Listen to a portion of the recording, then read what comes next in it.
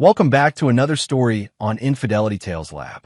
Before we begin, tell us, where in the world are you watching from? Now, let's dive into today's story. Chapter 1. The Man Behind the Mask. Norman Swift had learned 3 things during his 8 years with Delta Force. Trust your instincts, plan for every contingency, and never show your hand until you're ready to strike.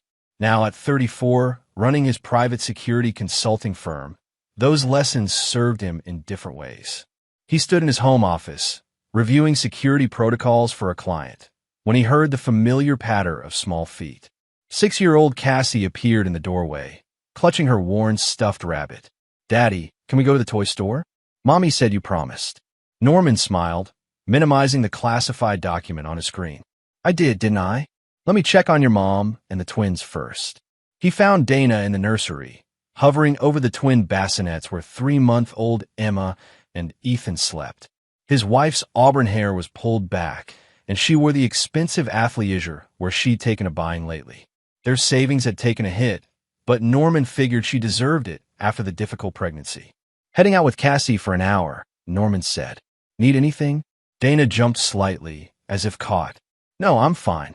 Just tired. Why don't you nap while we're gone? I'll take my phone." Something flickered across Dana's face. Was it irritation? "I said I'm fine, Norman." He studied her for a moment. Dana had been different since the twins arrived. Distant, secretive with her phone. He'd noticed, but attributed it to postpartum stress. Norman Swift didn't miss details, but he'd been deliberately blind to the ones at home. Perhaps that was his biggest mistake. "We'll be back soon," he said, kissing her forehead. She flinched almost imperceptibly. In the truck, Cassie chattered about the new doll she wanted. Norman half listened, his mind elsewhere. His military background had made him excellent at reading people, at sensing danger.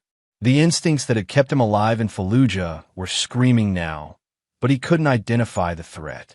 "Daddy, you're not listening," Cassie pouted. "Sorry, princess." "Tell me about the doll again." As they drove through their suburban Seattle neighborhood, Norman's phone buzzed. A text from an unknown number. "Check your wife's car." Glove compartment. A friend. His jaw tightened. Spam? A prank? Or something else? Cassie pointed excitedly at the toy store ahead. Norman pulled into the parking lot, his mind racing. He'd learned never to ignore intelligence, even from unknown sources. "Change of plans, sweetheart. Let's make this quick." Inside the store, Cassie ran toward the doll section.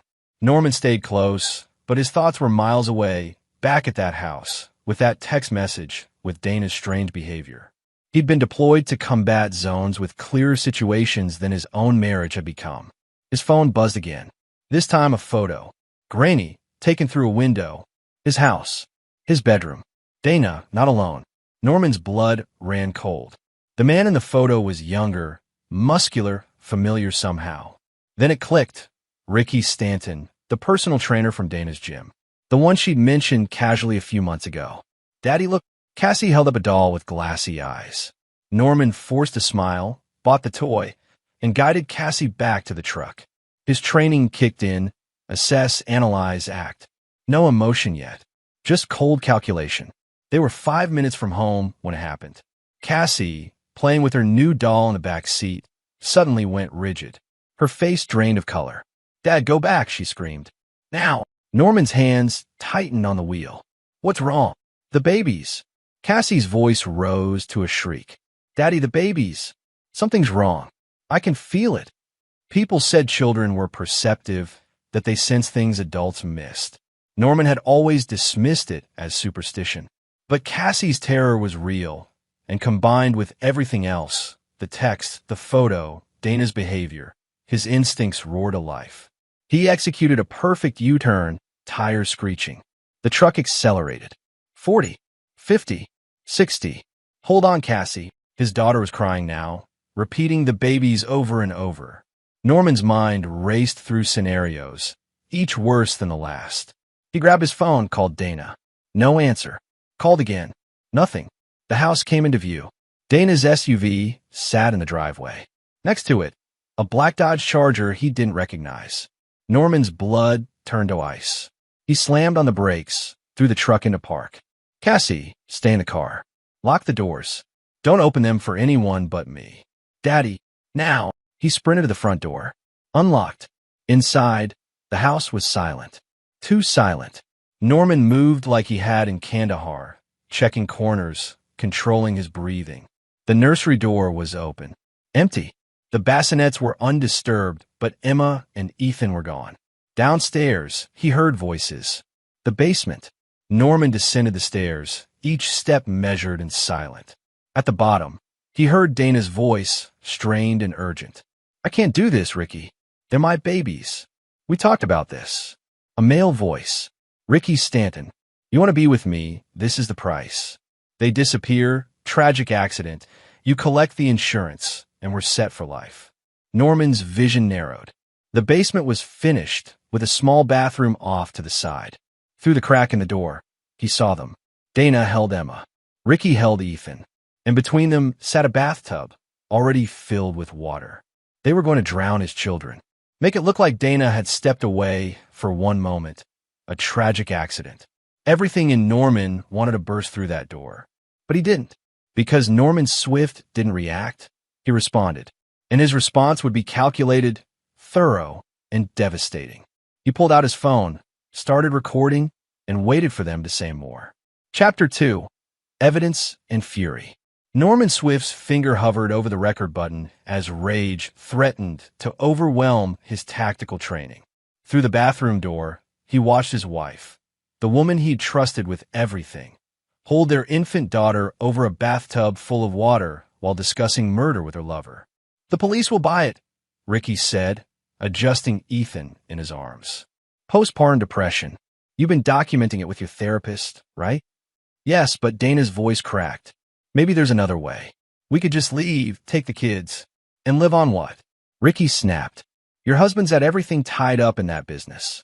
This way, you get the life insurance, the sympathy, and freedom. You said you wanted out. I wanted out of the marriage, not to... You're in this now, Dana. We both are. Norman forced himself to keep recording. Every word was evidence. Every second was another nail in their coffins. His hands shook with the effort of staying still. Emma began to cry. Dana instinctively pulled her back from the tub, maternal instinct warring with whatever madness had brought her here. I can't, Dana whispered. Ricky, I can't do it. Then I will. Ricky moved toward the tub with Ethan. That's when Norman kicked in the door. The element of surprise was total. Ricky turned, Ethan still in his arms, and Norman's fist connected with his jaw. Ricky dropped, and Norman caught his son mid-fall, a practiced motion that spoke to reflexes honed by years of combat. Norman, Dana started. Don't. His voice was ice. Don't say a word. He handed Ethan to his wife, the action purely practical, not trusting, and turned back to Ricky, who was struggling to rise. Norman planted a boot in his chest, pinning him to the tile floor. You're going to lie there. You're going to stay quiet. Because if you move, if you speak, I will show you exactly what 8 years in Delta Force taught me about breaking a human body. Ricky's eyes widened. He'd underestimated the man whose wife he'd seduced, whose children he'd plotted to murder. Norman pulled out his phone, still recording, and called 911. I need police at 4247 Ridgeview Drive. I've just prevented the attempted murder of my infant children. Dana began sobbing. Emma wailed in her arms. Norman, please. I said don't speak. He couldn't look at her. Not yet. If he did, he might do something he'd regret. Instead, he kept his eyes on Ricky, kept his boot firm on the man's chest, and waited. The next hour was a blur of police, paramedics, and social workers. Norman handed over his phone, showed them the recording, explained about the mysterious texts. Detective Miguel Lowe, a weathered man in his 50s, listened carefully. You said you received texts warning you? Lowe asked. From an unknown number. I still don't know who sent them. We'll need to see those. And Mr. Swift, Lowe paused.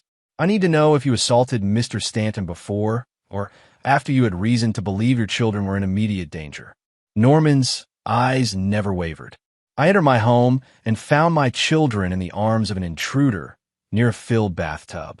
I neutralized the threat to protect my family. Everything else is on that recording. Lowe nodded slowly. Smart man. Stay available. We'll need more statements. They arrested Dana and Ricky. Norman watched his wife, handcuffed, led to a police car. She turned back once, mouth open to speak, but Norman had already turned away. Whatever she had to say, he didn't want to hear it. Cassie waited in the truck with a female officer. When Norman approached, she burst into tears. "I knew, Daddy. I knew something was wrong." He pulled her close. "You saved them, Princess. Your brother and sister are safe because of you." A caseworker approached.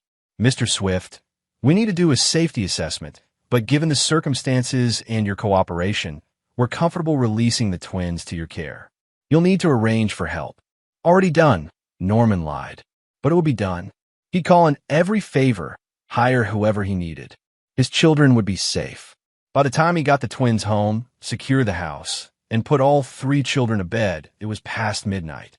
Norman sat in his office, adrenaline finally wearing off, and let himself feel rage, betrayal, grief for the marriage he'd thought he had. But underneath it all, cold determination. His phone rang. Unknown number. "Hello.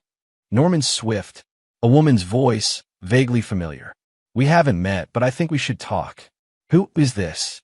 "My name is Vanessa Gallagher. I'm Ricky Stanton's ex-wife, and I'm the one who sent you those texts." Norman sat up straight. "Why?"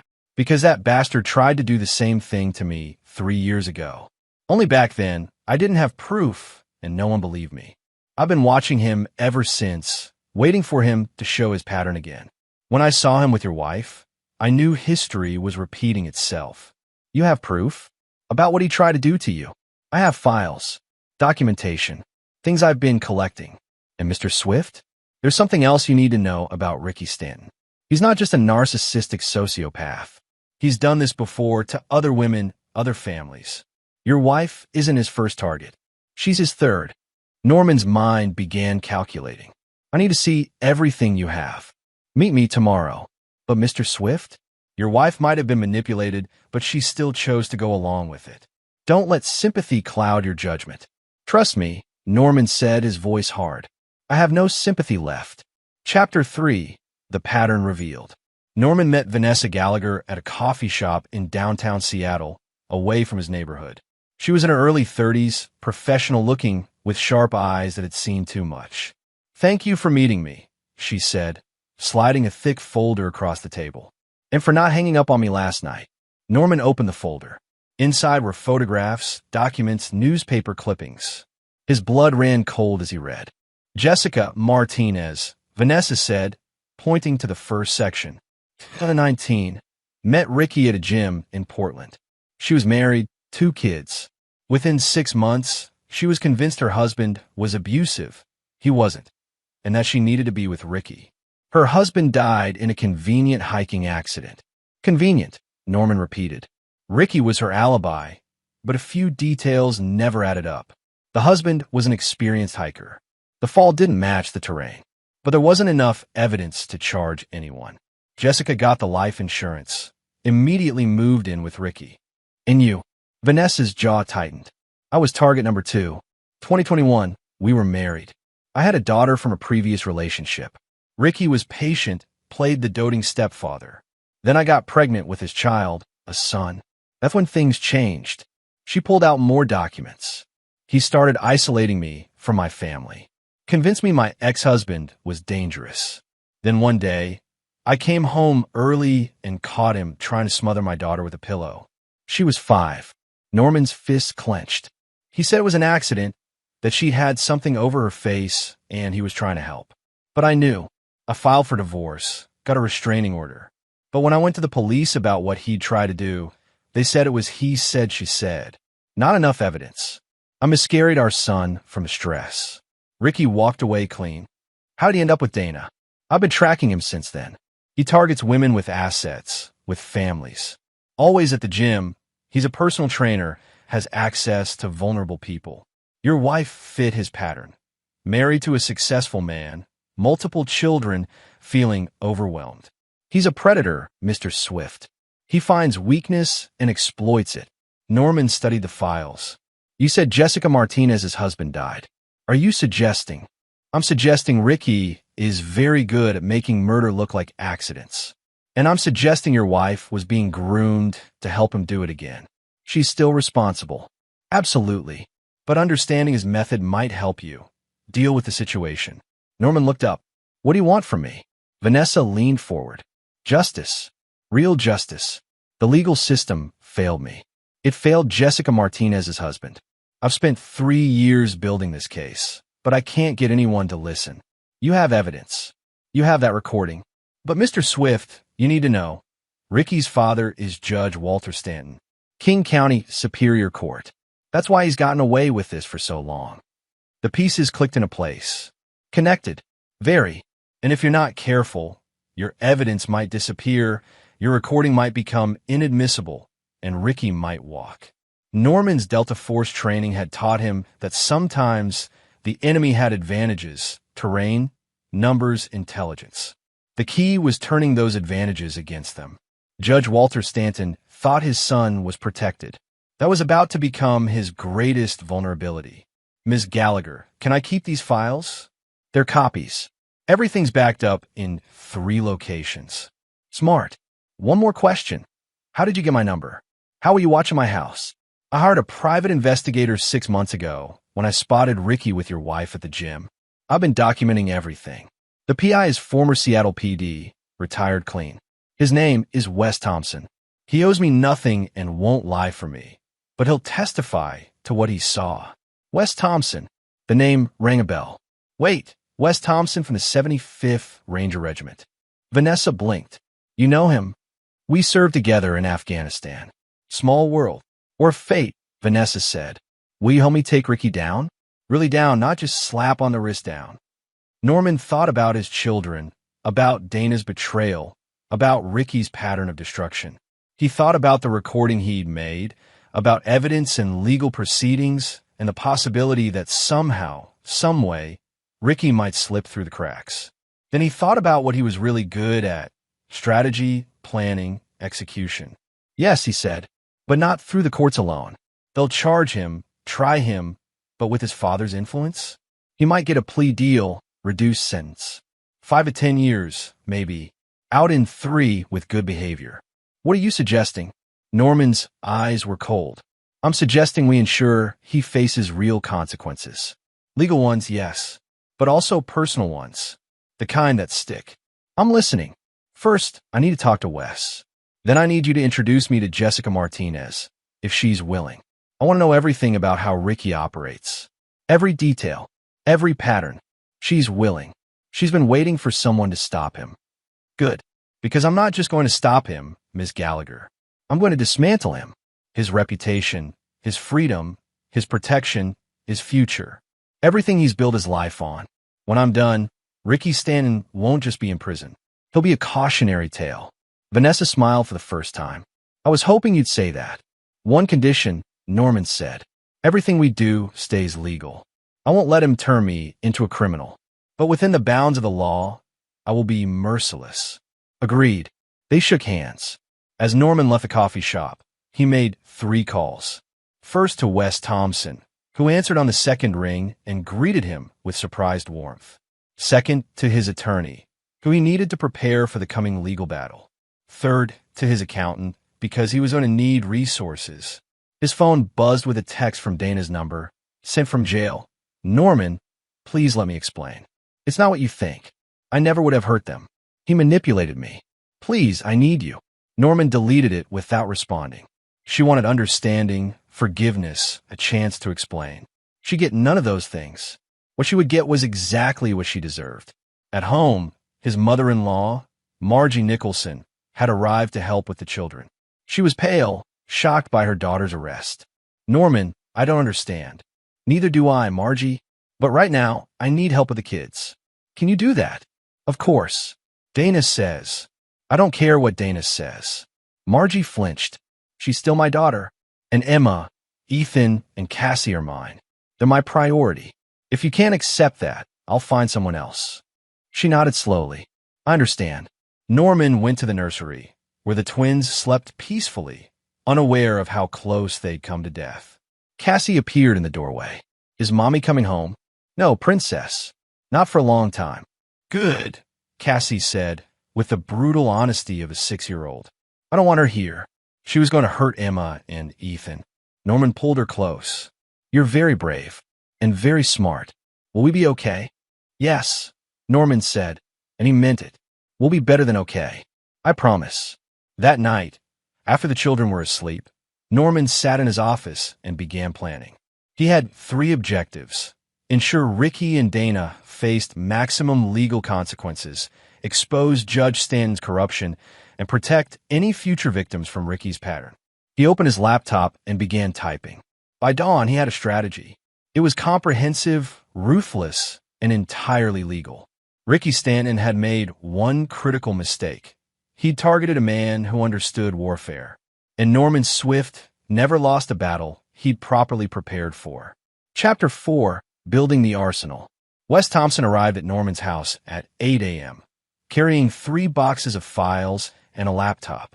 He was older now, grayer, but still had the bearing of a ranger. The 2 men embraced. Didn't expect to be working together again, Wes said. Especially not like this. Neither did I. Show me what you've got.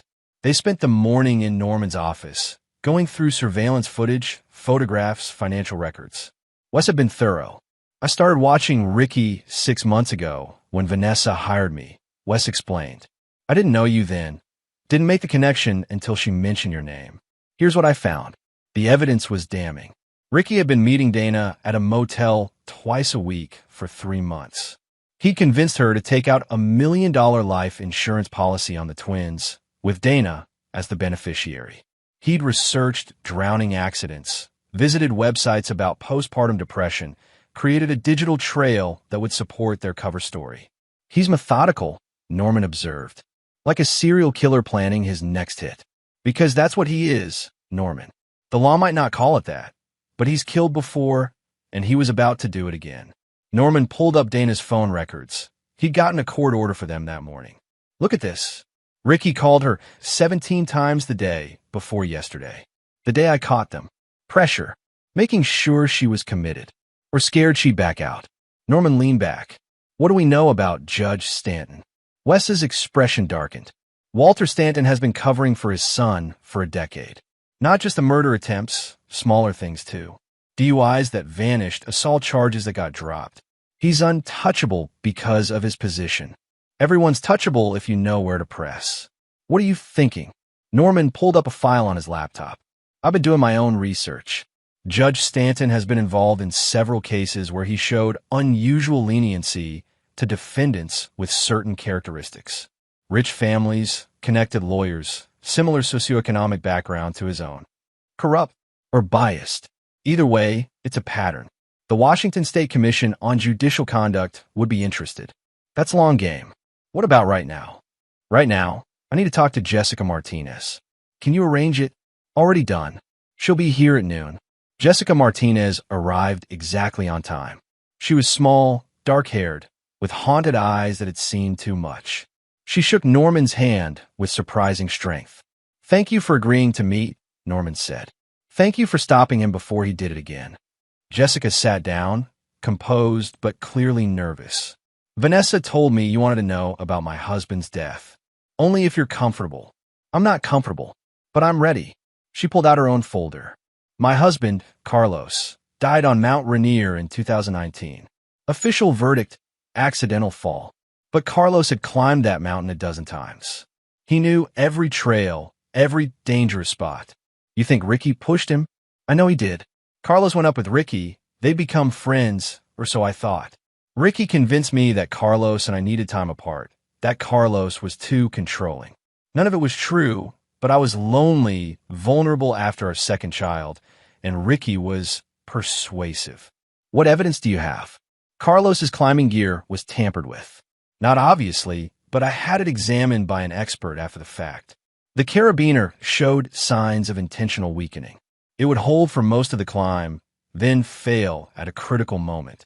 Norman's jaw tightened. You took this to the police? They said it was inconclusive.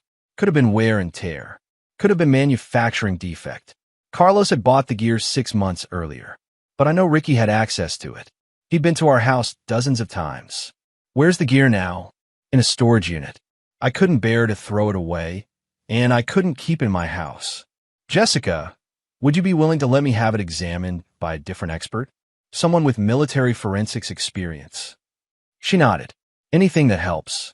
After Jessica left, Norman made a call to a former Army CID investigator, Brian Hansen, who now ran a private forensics lab in Tacoma. Brian, I need you to examine some climbing equipment, looking for signs of sabotage, and I need analysis that will hold up in court. For the Swift case, I saw it on the news. I'm in. The pieces were assembling. Norman had evidence of Ricky's pattern, documentation of Judge Stanton's bias, and now potentially physical proof of murder in the Carlos Martinez case. His phone rang. Detective Lowe, Mr. Swift, we need to talk about your wife's statement. I'm not interested in what Dana has to say. You should be. She's claiming coercion. Says Ricky threatened her, that she was going to back out at the last minute, that she never would have actually hurt the children. Norman's laugh was bitter. She was holding my daughter over a bathtub. She took out insurance policies. She lied to me for months. I believe you. But her attorney is good, and she's playing the victim angle hard. Postpartum depression, psychological abuse, fear of Ricky. She might get a deal. Not if I have anything to say about it. That's what I'm calling about. The prosecutor wants to meet with you. They're considering their charges, and your input matters. Set up. Norman met with Assistant District Attorney Tyler Turner the next day. Turner was young, ambitious, and honest, a rare combination. Mr. Swift, I'll be direct, Turner said. We have enough to convict Ricky Stanton on attempted murder, conspiracy, and a dozen other charges. He's going away for a long time.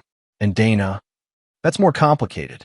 Her attorney is arguing diminished capacity, coercion, postpartum psychosis. A jury might be sympathetic. She plotted to murder our children. I know, but proving she would have gone through with it without Ricky's influence is difficult. The recording shows hesitation. Norman leaned forward. What if I could provide evidence that Dana was more involved than she's claiming? That she wasn't just coerced? Turner's eyes sharpened. What kind of evidence? Dana's been hiding money. I found statements for an account I didn't know about. She's been siphoning funds from our household account for 6 months, right around when she started her affair with Ricky. It wasn't exactly true, not yet. But Norman knew where to look. Dana had been careless with her laptop, and he had her passwords. That night, while the children slept and Margie watched television downstairs, Norman cracked Dana's laptop. What he found exceeded his expectations. Email drafts between Dana and Ricky, never sent but saved, discussing their plans in detail. Dana asking about life insurance. Dana researching bathtub accidents. Dana explicitly asking Ricky, "Are you sure this will work?" He'd been wrong. She wasn't just coerced. She was an active participant. Norman copied everything to 3 separate drives, sent copies to his attorney in Turner's office, and allowed himself a cold smile. Dana had made her choice. Now she'd live with the consequences. His phone buzzed. A text from an unknown number. Norman Swift. We need to meet. I have information about Judge Stanton that you'll want. Name your place and time. Mitchell Watson. Norman didn't recognize the name, but he ran a quick background check. Mitchell Watson was a court clerk, worked for the King County Superior Court, had been there for 15 years. Someone inside the system wanted to talk. This was getting interesting. Norman texted back. Tomorrow, 2 p.m., Olympia, not Seattle. I'll send location. Whatever Mitchell Watson had to say, Norman wanted to hear it far from Judge Stanton's sphere of influence. The war was expanding, and Norman Swift was winning every battle. Chapter 5, The Inside Man. Norman chose a diner in Olympia, far enough from Seattle that casual observation was unlikely. Mitchell Watson arrived 10 minutes early, scanning the room before sitting down. He was in his 50s, balding, with the nervous energy of a man who'd carried a secret too long. Mr. Swift, thank you for meeting me. You said you had information about Judge Stanton. Watson pulled out a flash drive. I've worked for the King County Superior Court for 15 years. I've seen a lot, kept my mouth shut about most of it, but I can't stay silent about this. Go on. Judge Stanton has been manipulating case assignments for years. When his son gets in trouble, cases mysteriously get reassigned to judges who are sympathetic. Evidence gets misfiled. Warrants get delayed. It's systematic corruption, and I've documented all of it. Norman plugged the flash drive into his laptop. The files were extensive: case records, emails, audio recordings, calendar manipulations. It was a roadmap of judicial misconduct spanning a decade. "Why now?" Norman asked. "Why come forward?" "Because I have a daughter. She's 24. Last year, she went to that gym where Ricky works. He started training her, befriending her. I saw the pattern. I'd seen the complaints that were buried, the accusations that disappeared. I pulled her out of there immediately, but terrified me. How many others has he hurt? How many has he killed? Why didn't you go to the authorities before? And tell them what? That a sitting judge is corrupt? Who would believe a court clerk over a superior court judge? I needed leverage, and I needed someone with standing to bring it forward. That's you, Mr. Swift. You have a case that can't be buried. You have evidence that can't be ignored. And with what I'm giving you, you can expose the entire system that's protected Ricky Stanton." Norman studied the man. "This will end your career." "I know, but I'll be able to sleep at night." "Okay, I'll need you to testify, and I'll need verification that these files are authentic." "Already done. I've been in contact with a federal prosecutor who handles public corruption cases. She's been investigating Judge Stanton for 2 years, but couldn't get enough evidence. This might be the missing piece." "Give me her name." "Assistant U.S. Attorney Rosa Cox. She's based in the Western District of Washington." Norman made a note. "Mr. Watson, we're doing the right thing." "I hope so, because if this doesn't work, if Stanton somehow walks, my life is over." "It'll work," Norman said with certainty. "Trust me." After Watson left, Norman contacted Rosa Cox. She agreed to meet him the following day, her voice sharp with interest when he mentioned Judge Stanton and new evidence. Back home, Norman found Margie playing with Cassie while the twins napped. His mother-in-law looked up, her face carefully neutral. "Norman, I need to ask you something." "Go ahead." "Dana called me from jail. She's begging to see the children. She says she made a terrible mistake, but that she loves them." "No, Norman, she plotted to murder Emma and Ethan. I don't care what she says she feels now. The answer is no." Margie's eyes filled with tears. "I believe you about what happened. I do, but she's still their mother. A mother doesn't drown her children for life insurance money. A mother doesn't choose a lover over her babies. Dana made her choices, and now I'm making mine. The children will not see her. The court might order. Let them try." Norman's voice was steel. "I have sole custody while she's awaiting trial. And by the time that trial is over, she'll be serving 20 years minimum. The kids will be adults before she's free." Margie looked away. "I can't choose between you and my daughter." "Then don't. But if you want to be in your grandchildren's lives, you'll respect my decisions." It was harsh, but necessary. Norman couldn't afford weakness, not when his children's safety was at stake. That evening, after putting the kids to bed, Norman reviewed the evidence he'd accumulated. 5 weeks had passed since the incident. In that time, he'd built a case that extended far beyond one attempted murder. He had the recording of Dana and Ricky discussing the murder, financial records showing Dana's premeditation, Vanessa's testimony about Ricky's previous attempt on her daughter, Jessica's testimony about Carlos Martinez's death, Brian's forensics report on the tampered climbing gear, which had confirmed sabotage, Mitchell Watson's documentation of Judge Stanton's corruption, Wes Thompson's surveillance evidence. It was overwhelming, damning, and airtight. His phone rang. "Tyler Turner." "Norman, I wanted to update you. Dana's attorney has withdrawn their coercion defense. They're now trying to negotiate a plea deal." "What kind of deal?" "They're asking for manslaughter with mitigating circumstances. 15 years, eligible for parole in 7. "Absolutely not." "That's what I told them.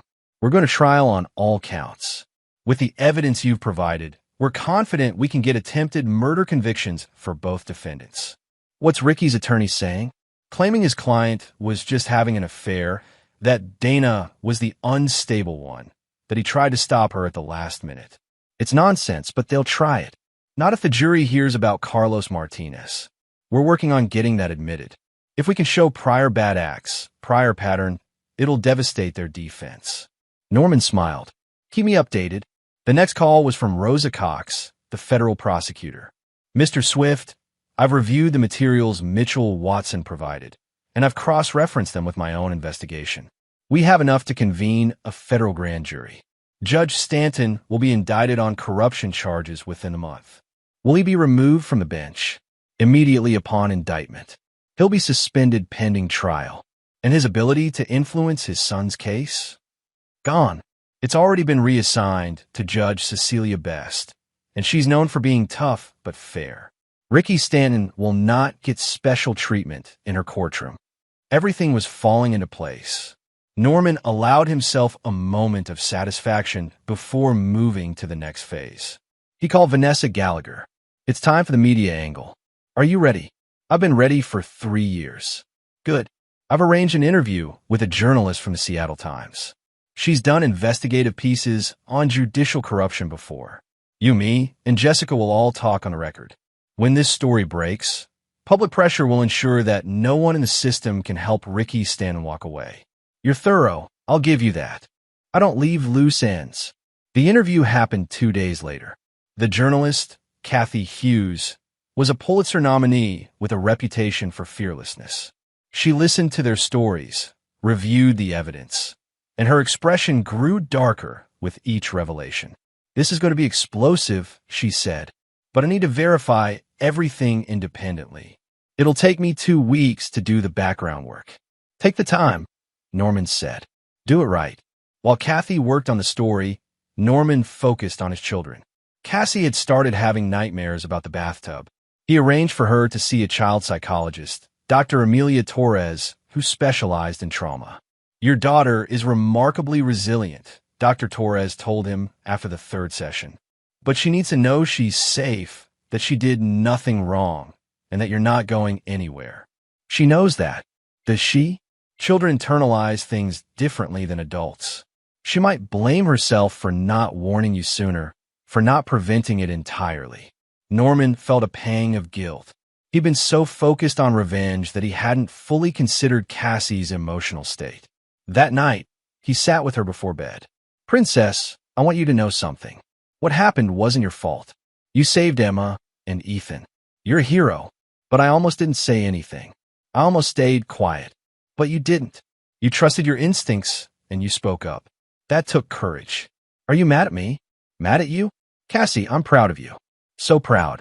She hugged him tightly. I love you, Daddy. I love you too. As he tucked her in, Norman realized that for all his planning and strategy, the most important battle was making sure his children healed. Ricky and Dana would face justice. Judge Stanton would fall. But if Norman's kids weren't okay, then he hadn't really won. The next morning, Kathy Hughes's article hit the front page of the Seattle Times. Pattern of murder. How a personal trainer used charm and manipulation to target families, and how the system protected him. The story went viral within hours. National news picked it up. Social media exploded. And suddenly, everyone knew the name Ricky Stanton. Norman's phone rang constantly. Journalists, supporters, people sharing their own stories of near misses with Ricky. The public outrage was palpable. Judge Walter Stanton was indicted 3 days later. Ricky and Dana's trial was scheduled for the following month. And Norman Swift, the man they'd underestimated, had orchestrated it all. But he wasn't done yet. Chapter 6, The Trap Springs. The trial of Dana Glass Swift and Ricky Stanton began on a cold November morning. Norman sat in the gallery, flanked by Wes Thompson and Vanessa Gallagher. Across the room, he could see Ricky's mother, Sonia Church, glaring at him. Judge Walter Stanton's wife, unable to attend due to her husband's indictment, but making her presence felt through hostile proxies. Judge Cecilia Best entered the courtroom, and everyone stood. She was in her 60s, with steel-gray hair and eyes that missed nothing. Be seated. We're here for the matter of the state of Washington versus Dana Glass Swift and Richard Ricky Stanton. Charges include attempted murder, conspiracy to commit murder, child endangerment, and fraud. How do the defendants plead? Dana's attorney, a slick public defender named Greg Booker, stood. Not guilty, Your Honor. Ricky's attorney, an expensive defense lawyer named Dwayne Rangel, echoed the plea. The trial would last 3 weeks, Tyler Turner had estimated. Norman was prepared to sit through every minute of it. Turner's opening statement was devastating. He laid out the timeline, Dana and Ricky's affair, the insurance policies, the planning, the texts, and finally, the recording Norman had made. He played it for the jury, and the room fell silent as they heard Dana and Ricky discussing drowning the twins. When it finished, several jurors looked visibly ill. Ricky stared at the table. Dana was crying. Dwayne Rangel tried to spin it in his opening. Ladies and gentlemen, what you heard was a man trying to talk a mentally unstable woman away from the edge. Ricky Stanton made mistakes. He had an affair. He got involved with someone he shouldn't have. But he is not a murderer. Greg Booker's approach was different. Dana Swift was drowning in postpartum depression. She was isolated, vulnerable, and manipulated by a predator. Yes, she made terrible choices, but she never would have acted. She was pulling away at the very moment her husband arrived. Norman watched the jury. They weren't buying it. The prosecution's case was methodical. Tyler Turner called witness after witness. Wes Thompson, who described his surveillance. Vanessa Gallagher, who detailed Ricky's previous attempt on her daughter's life. Jessica Martinez, who testified about her husband's suspicious death and the sabotage climbing gear. When Brian Hansen, the forensics expert, took the stand, he dropped a bombshell. The carabiner used by Carlos Martinez showed clear signs of intentional weakening, Brian testified. The metal was filed down in a specific pattern that would cause failure under high stress. This wasn't wear and tear. This was sabotage. Dwayne Rangel objected. Your Honor, this is prejudicial. My client has never been charged with Carlos Martinez's death. It establishes pattern and motive, Turner argued. It's directly relevant to show the defendant's history of violence and planning. Judge Best considered. I'll allow it. The jury will consider this evidence for pattern purposes only. The defense tried to fight back. They called expert witnesses on postpartum depression, on coercion, on trauma bonding. But when Norman took the stand, everything changed. Turner led him through the discovery, finding the texts, the photo, rushing home, the recording. Mr. Swift, what went through your mind when you heard your wife and her lover discussing drowning your children? Norman looked directly at the jury. I thought about every mission I'd ever been on in the military. Every time I'd faced an enemy who wanted to hurt people I was sworn to protect.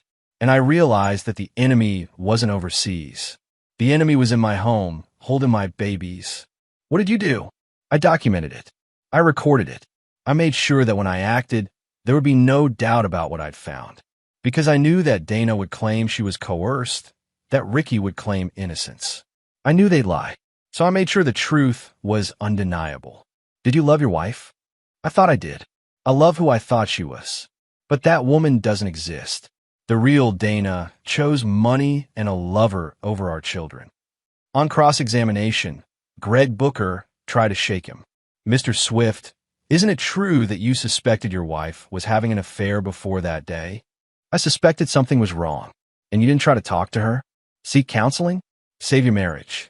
I was about to. Then I found out she was planning to murder my children. That ended any interest in saving the marriage. You must be very angry at my client. I'm not angry. I'm disappointed and determined that she face justice. When Dana took the stand in her own defense, Norman watched carefully. She'd lost weight in jail, looked fragile and scared. The jury might sympathize. Greg Booker walked her through her version. Ricky had pursued her, isolated her from friends, convinced her that Norman was controlling, that she'd be happier with him. He'd suggested the life insurance as financial security. He'd pushed and pushed until she'd agreed to a plan she never truly wanted to execute. Did you intend to harm your children? Booker asked. No, Dana sobbed. Never. I love them. I was going to stop it. I was going to tell Ricky no, but then Norman arrived. But you'd already taken your children to that bathroom, Turner said on cross-examination. You'd already filled the tub. You'd already discussed staging the scene. Those don't sound like the actions of someone about to back out. I was scared. Of Ricky? Did he threaten you? He said if I backed out, he'd tell Norman about the affair. He'd ruin me. So you were willing to murder your children to avoid embarrassment? That's not. Rosa nodded. Agreed. And Norman? You've built one hell of a case. I've been prosecuting corruption for 15 years, and I've never seen anything this thorough. I had good teachers. He meant his military instructors, the men who'd taught him strategy and planning. The sentencing hearing was brutal. Dana and Ricky each faced 60 years in prison. Attempted murder of 2 children carried serious weight. Judge Best listened to victim impact statements from Norman, from Vanessa, from Jessica.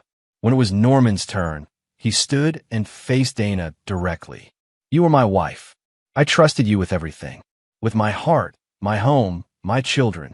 And you chose to betray all of it. Not for love. You never loved Ricky. Not even for money, really. You did it because you were weak, selfish, and cruel. My children will grow up without a mother because of your choices. And that's something you'll have to live with for the next 60 years. Dana tried to speak, but her sobs drowned out the words. Judge Best sentenced Dana to 40 years, eligible for parole in 30. Ricky got 60 years with no possibility of parole for 50. The additional charges related to Carlos Martinez's death, which the district attorney had filed based on the evidence, made his sentence harsher. Norman walked out of the courthouse to a crowd of reporters. He gave a brief statement. Justice was served today. My children are safe, and the people who try to harm them will spend the rest of their lives in prison. That's all I have to say. But it wasn't all. Because that night, Norman received a call from Sonia Church, Ricky's mother. You destroyed my son, she hissed. He was a good boy before he met your whore wife. Your son is a serial killer who murdered Carlos Martinez and attempted to murder my children. He's exactly where he belongs. My husband will appeal. He'll get Ricky out. Your husband is going to federal prison. And when he does, every corrupt decision he ever made will be investigated. Everyone he helped will face real justice, including your son. She hung up on him. Norman smiled. The war was won, but the cleanup had just begun. Chapter 7. Dismantling the Empire. 2 months after the sentencing, Norman sat across from Rosa Cox in a secure federal building. Between them lay hundreds of pages of documents. Every case Judge Walter Stanton had presided over in the past 10 years. We've identified 47 cases with irregularities, Rosa said. Dismissed charges that shouldn't have been dismissed, sentences that were inappropriately lenient, evidence that mysteriously went missing. And that's just what we found so far. How many lives did he ruin by letting criminals walk? We're still calculating. But there are at least a dozen violent offenders who should still be in prison, who got out early because of Stanton's intervention. Some have reoffended. Norman's jaw tightened. What's the timeline for his trial? We go to court in 3 weeks. He's fighting it hard, hired the best attorneys money can buy, but with Mitchell Watson's testimony and the documentary evidence, it's solid. I want to testify. You're already on the witness list. But Norman, you need to be prepared. His attorneys will go after you. They'll try to paint you as vindictive, as a man seeking revenge who manufactured evidence against an innocent judge. Let them try. Rosa studied him. You've changed. When this started, you were a man in shock, dealing with betrayal. Now you're cold, focused, maybe too focused. Norman leaned back. You know what I learned in the military, Rosa? That evil exists.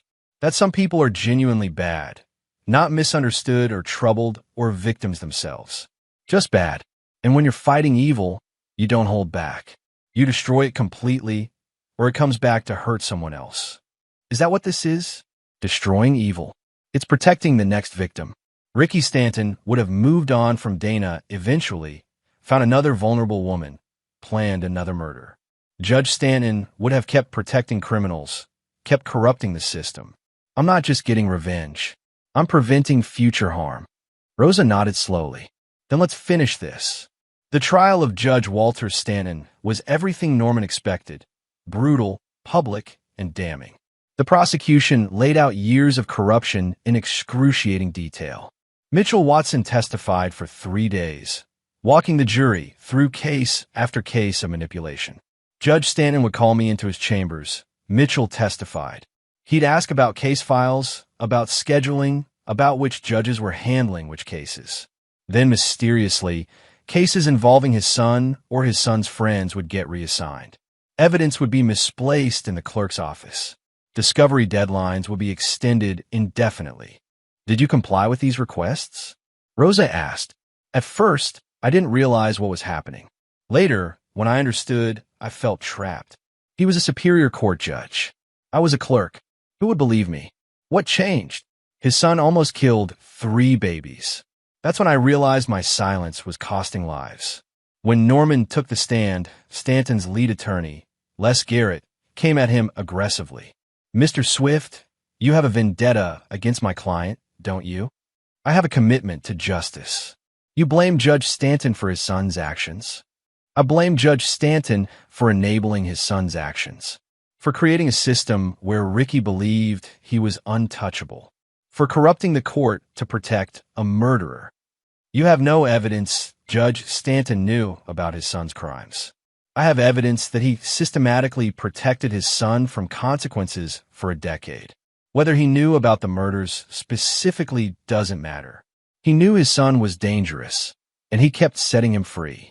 The jury convicted Walter Stanton on 14 counts of corruption, obstruction of justice, and abuse of power.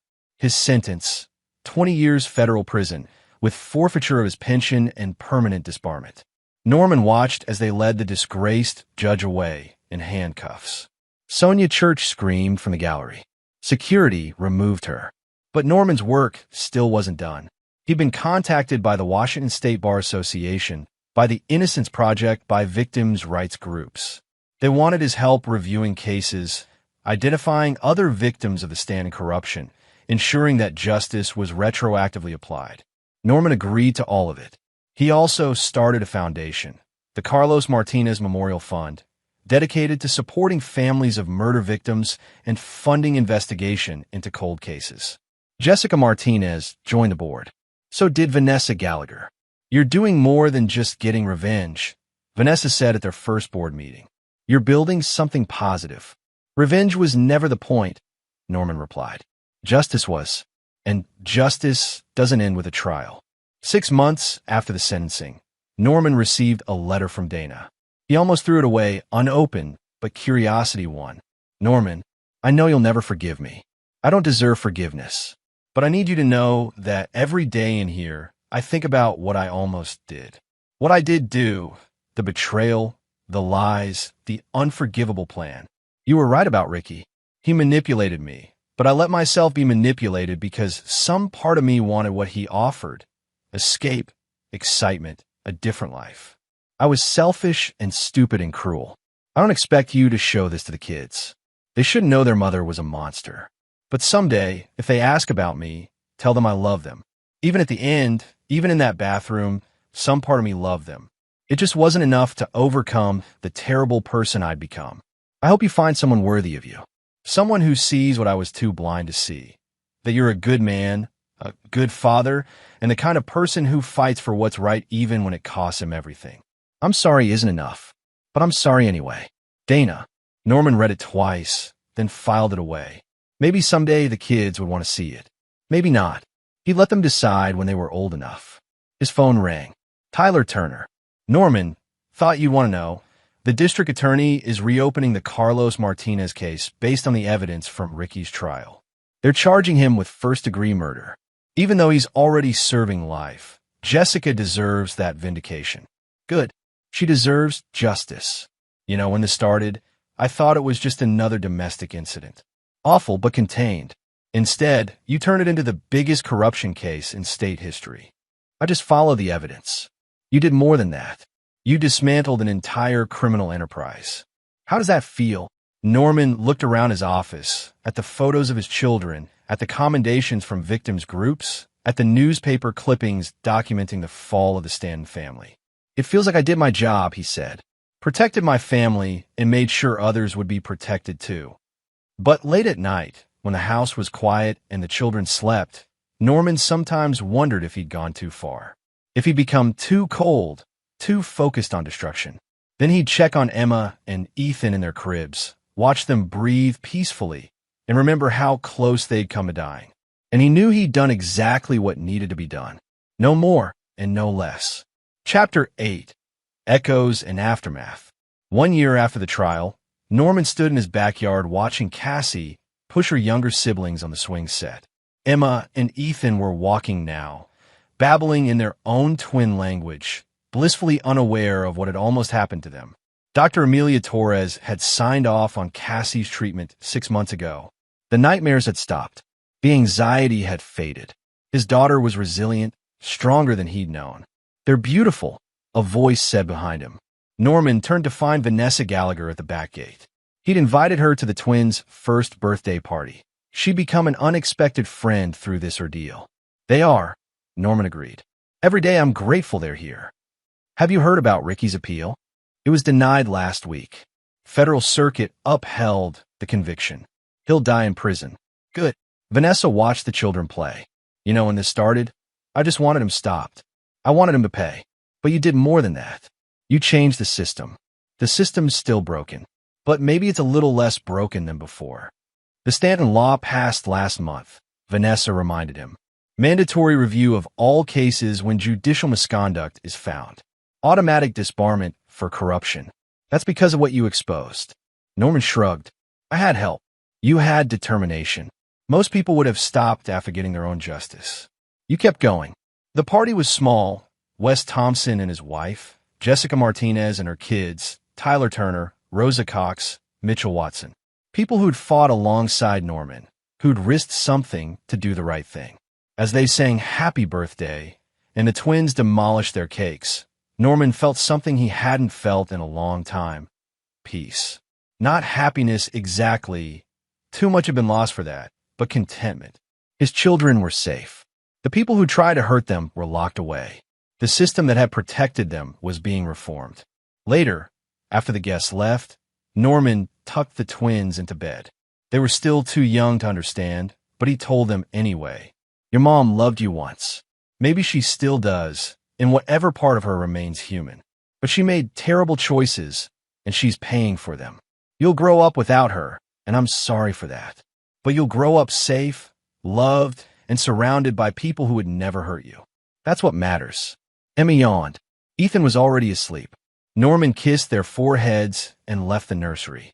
In his office, he reviewed the latest updates from the various investigations his testimony had sparked. 42 cases had been overturned or retried. 18 wrongly released criminals were back in prison. 7 innocent people, convicted in trials tainted by Stanton's corruption, had been released. His phone rang. Unknown number. He almost didn't answer, but something made him pick up. "Mr. Swift? This is Danny Park. You don't know me, but my brother was killed 5 years ago. The man who did it got probation. Judge Stanton presided over the case. I just found out the conviction was overturned, and they're retrying him with a proper sentence. I wanted to thank you." "You don't need to thank me." "Yes, I do. My family thought we'd never get justice. You gave that back to us."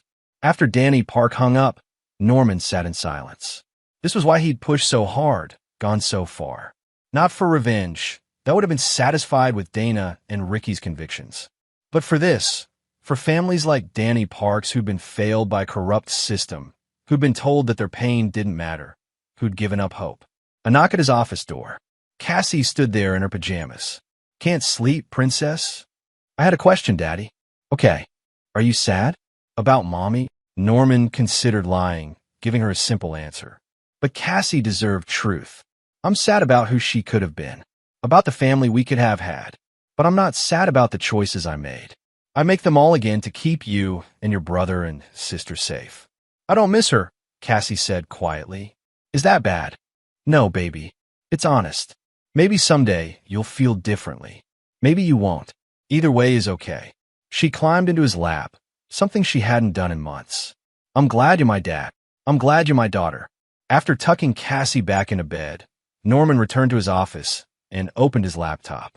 He'd been contacted by a publisher interested in his story, not for the money, but for the platform. The account of how one man had exposed systemic corruption could help others recognize the warning signs, could give victims hope. He started typing. "My name is Norman Swift, and this is how I learned that the enemy isn't always overseas." 3 hours later, he had 20 pages. The words flowed easier than he expected. Maybe because it wasn't about him, It was about the warning signs he'd missed, the system failures that had enabled a predator, the importance of documentation and persistence. A text from Wes Thompson. Good party. The kids are lucky to have you. Beer sometime this week? Norman replied, Thursday works. Thanks for everything. Another text, this one from Rosa Cox. FYI, federal investigation expanding to other King County judges. Your case opened a lot of doors. Prepare for more subpoenas. Always happy to help, Norman wrote back. He closed his laptop and walked through the quiet house, checking locks, setting the alarm, ensuring his family was secure. These nightly rituals had become sacred, proof that he could protect what mattered. In the twins' room, he watched them sleep. Emma had kicked off her blanket. He tucked it back around her.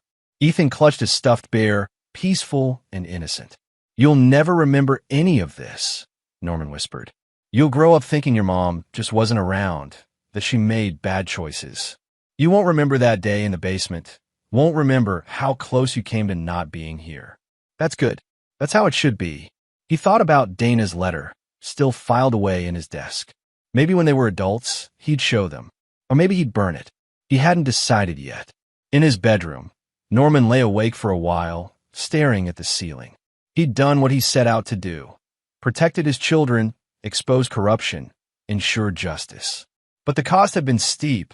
His marriage destroyed, his faith in people shaken, a year of his life consumed by legal battles and investigations. Was it worth it? He thought about Danny Park's phone call, about the 7 innocent people freed from prison, about Vanessa's daughter, who'd been saved from becoming Ricky's next victim, about Emma and Ethan, asleep down the hall because he'd acted quickly enough. Yes, it was worth it. Norman closed his eyes and slept dreamlessly for the first time in months. Chapter 9. The Final Pieces. 2 years after the trial, Norman stood in a conference room at the Seattle Times building. Kathy Hughes had just finished reading his manuscript, all 300 pages of it. This is powerful, she said. Raw, honest, and incredibly detailed. But you're aware this will make you very public, right? Everyone will know your story. That's the point. If even one person reads this and recognizes the warning signs in their own life, if one person realizes they're being manipulated by a predator, it's worth it. Have you shown it to the kids? Cassie read an age-appropriate version. She approved. The twins are still too young. Kathy made some notes. I'll connect you with my editor at the publishing house. They've been wanting something like this, true crime with a focus on system reform rather than just sensationalism. I don't want it sensationalized. I want it educational. You'll have final approval on everything. That's non-negotiable. After the meeting, Norman drove to the cemetery where Carlos Martinez was buried. Jessica had told him she visited every week, still processing the confirmation that her husband had been murdered. He found her at the grave, placing fresh flowers. Norman, she said, surprised. I didn't expect to see you here. I wanted to pay my respects and to tell you that the publisher is interested in the book. Your story will be part of it, if you're comfortable with that. Will it help catch other predators like Ricky? That's the hope. Then I'm comfortable. Carlos deserves to be remembered as the good man he was, not just as Ricky's victim. They stood in silence for a moment. Do you think about revenge? Jessica asked. I mean, Ricky's in prison, but he's alive. He gets meals, visitors, some kind of life. Carlos is gone forever. I think about justice, Norman said. Ricky will spend the next 50 years in a cage, with nothing but time to reflect on what he did. That's worse than a quick death. He has to live with it. I suppose. Some days I want more. Some days I do too. But then I remember that becoming like them, becoming someone who takes lives, would mean they won. The difference between us and them is that we have lines we won't cross. That's what makes us better. Jessica nodded. You're right. Thank you for that. As Norman drove away from the cemetery, his phone rang. Tyler Turner. You're going to want to hear this, Tyler said. Dana filed for divorce from you. She's claiming you abandoned her. Norman laughed, a harsh sound. She's unbelievable. Her attorney says she wants to settle property division amicably. She's willing to sign away all parental rights in exchange for a fair split of assets. Tell her attorney that she gets nothing. She forfeited her rights to community property when she plotted to murder our children. If she wants to fight it, I'll bring that recording to civil court too. That's what I figured you'd say. I'll relay the message. The divorce was finalized 4 months later. Dana got nothing.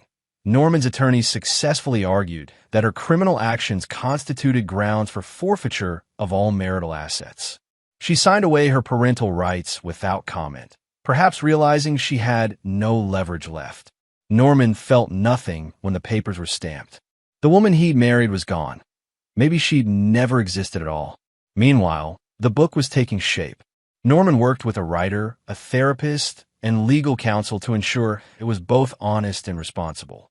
They included chapters on recognizing manipulation, on postpartum mental health, on how to document abuse, on navigating the legal system when it fails you.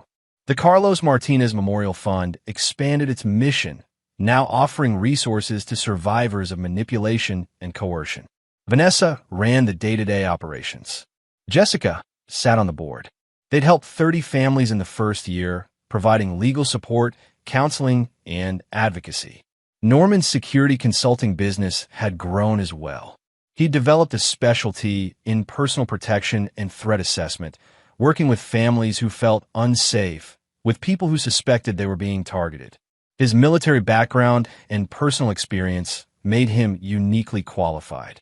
Cassie turned 8. She was thriving, on her roll at school, starring in the school play, making friends easily.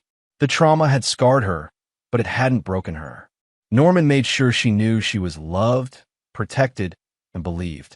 The twins turned 2. They called Norman Dada and had no memory of Dana. Margie visited weekly, carefully maintaining a relationship with her grandchildren while respecting Norman's boundaries. She'd written Dana off, finally accepting what her daughter had done. I was blind, Margie told Norman one evening.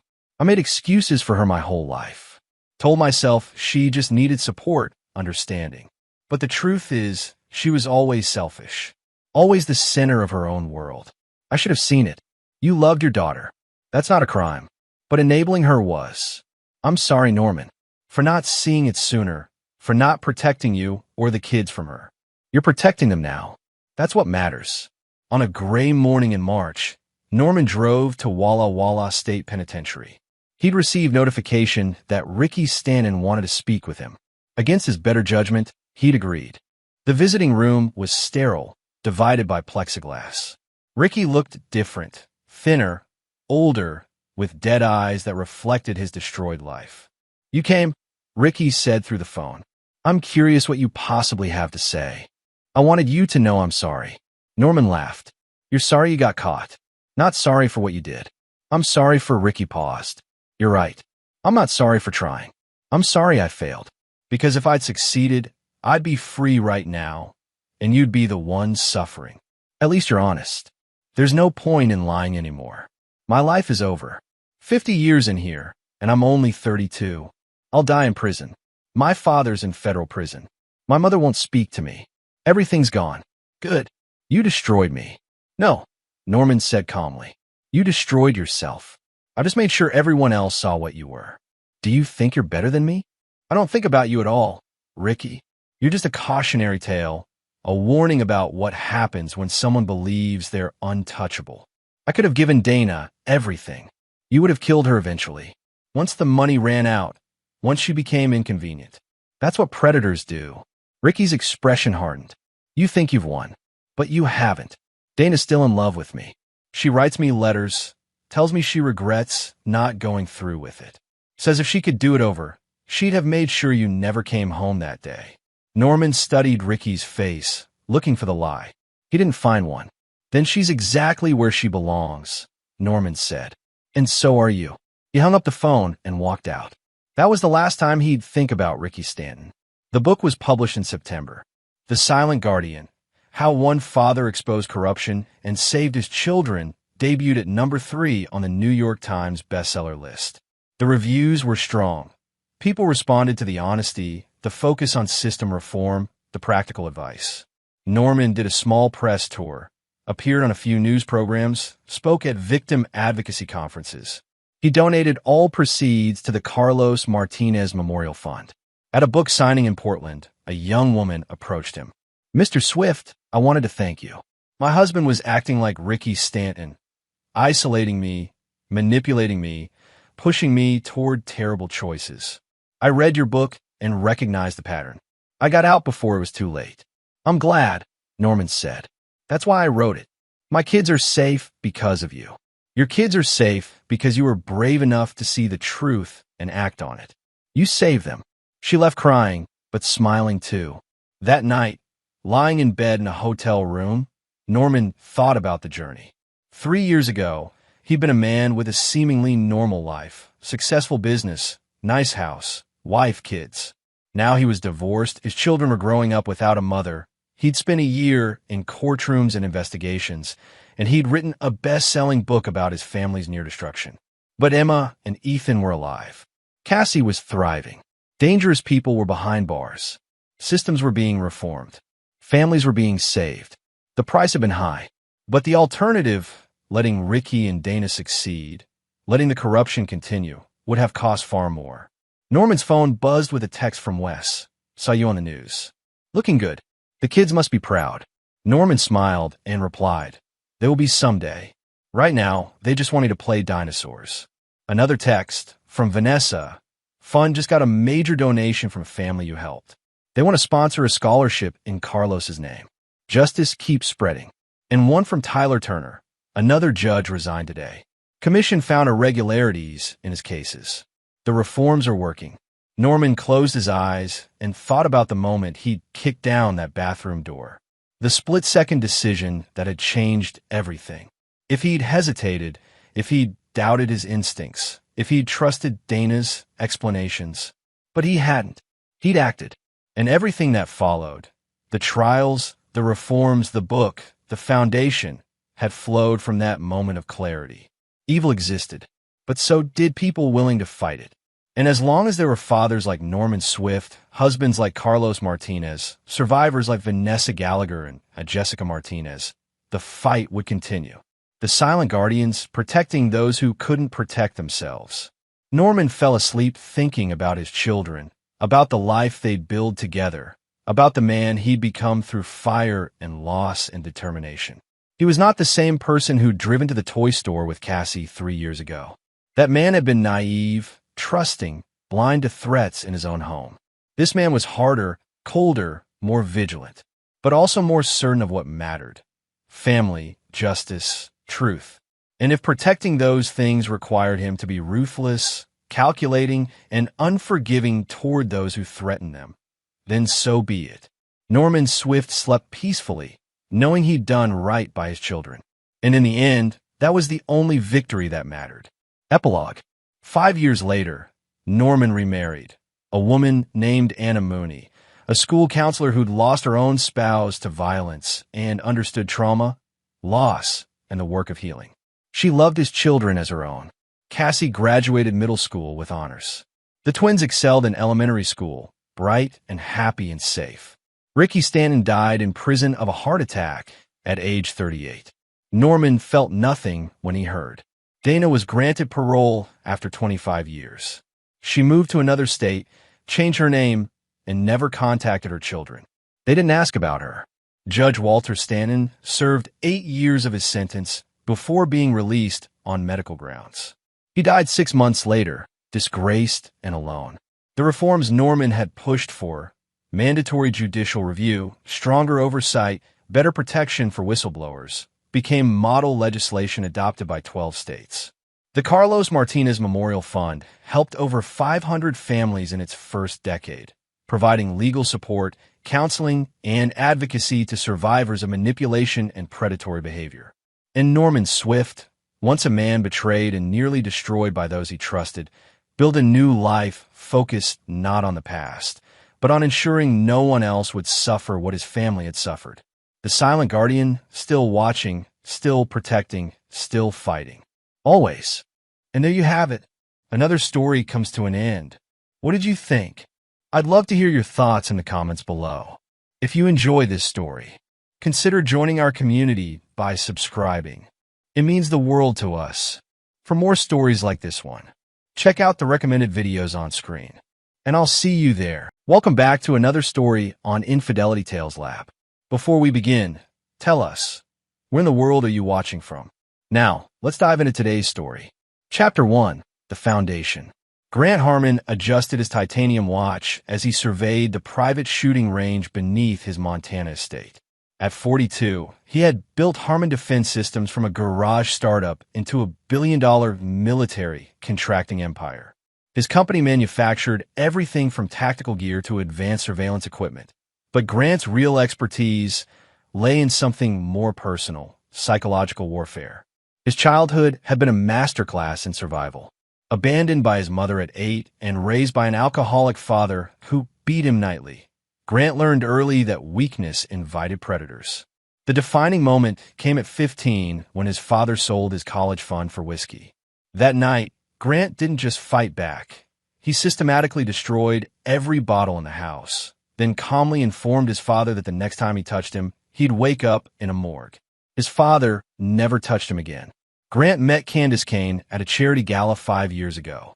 She was 28, stunningly beautiful, and working as an event coordinator.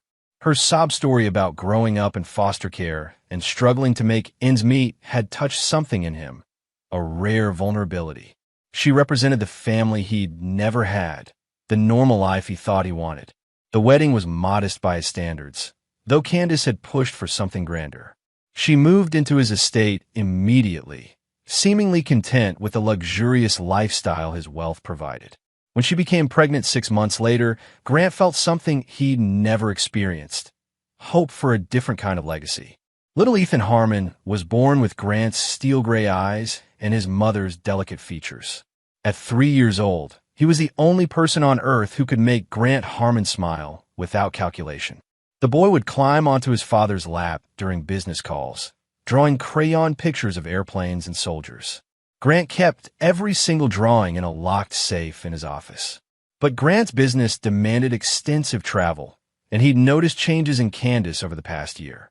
She'd become distant, irritable, always checking her phone. She'd started going to yoga classes and book clubs that seemed to run increasingly late.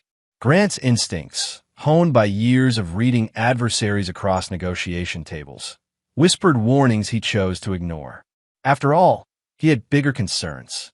His latest contract with the Department of Defense was worth $300 million, developing next-generation surveillance systems for overseas operations. The prototype used advanced facial recognition and behavioral analysis algorithms, technology that could track anyone, anywhere, once their pattern was established.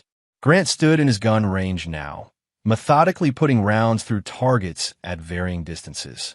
Each shot was perfect, just as his father had taught him before the drinking took over completely. Precision, patience, and preparation, the three pillars that had built his empire. Upstairs, Candace was preparing Thanksgiving dinner with unusual enthusiasm. She'd invited her friend, Javier Keller, to join them, claiming he had nowhere else to go. Grant had met Javier twice, a smooth-talking personal trainer who worked at Candace's gym. Something about the man's overly friendly demeanor and lingering looks at Candace set Grant's teeth on edge, but he'd agreed to the dinner invitation. As Grant climbed the stairs from his basement range, he could hear Ethan's laughter echoing from the kitchen. His son was helping Candace by spreading flour across every available surface while she prepared the stuffing. The domestic scene should have warmed him, but Grant noticed how frequently Candace glanced at her phone, how her smile seemed forced. "Daddy!" Ethan launched himself at Grant's legs, covering his black tactical pants with tiny handprints of flour. "Mommy's making turkey, and I'm helping." Grant scooped up his son, genuinely smiling for the first time all day. "I can see that, soldier. Looks like you're winning the war against that flour." Candace barely looked up from her preparations.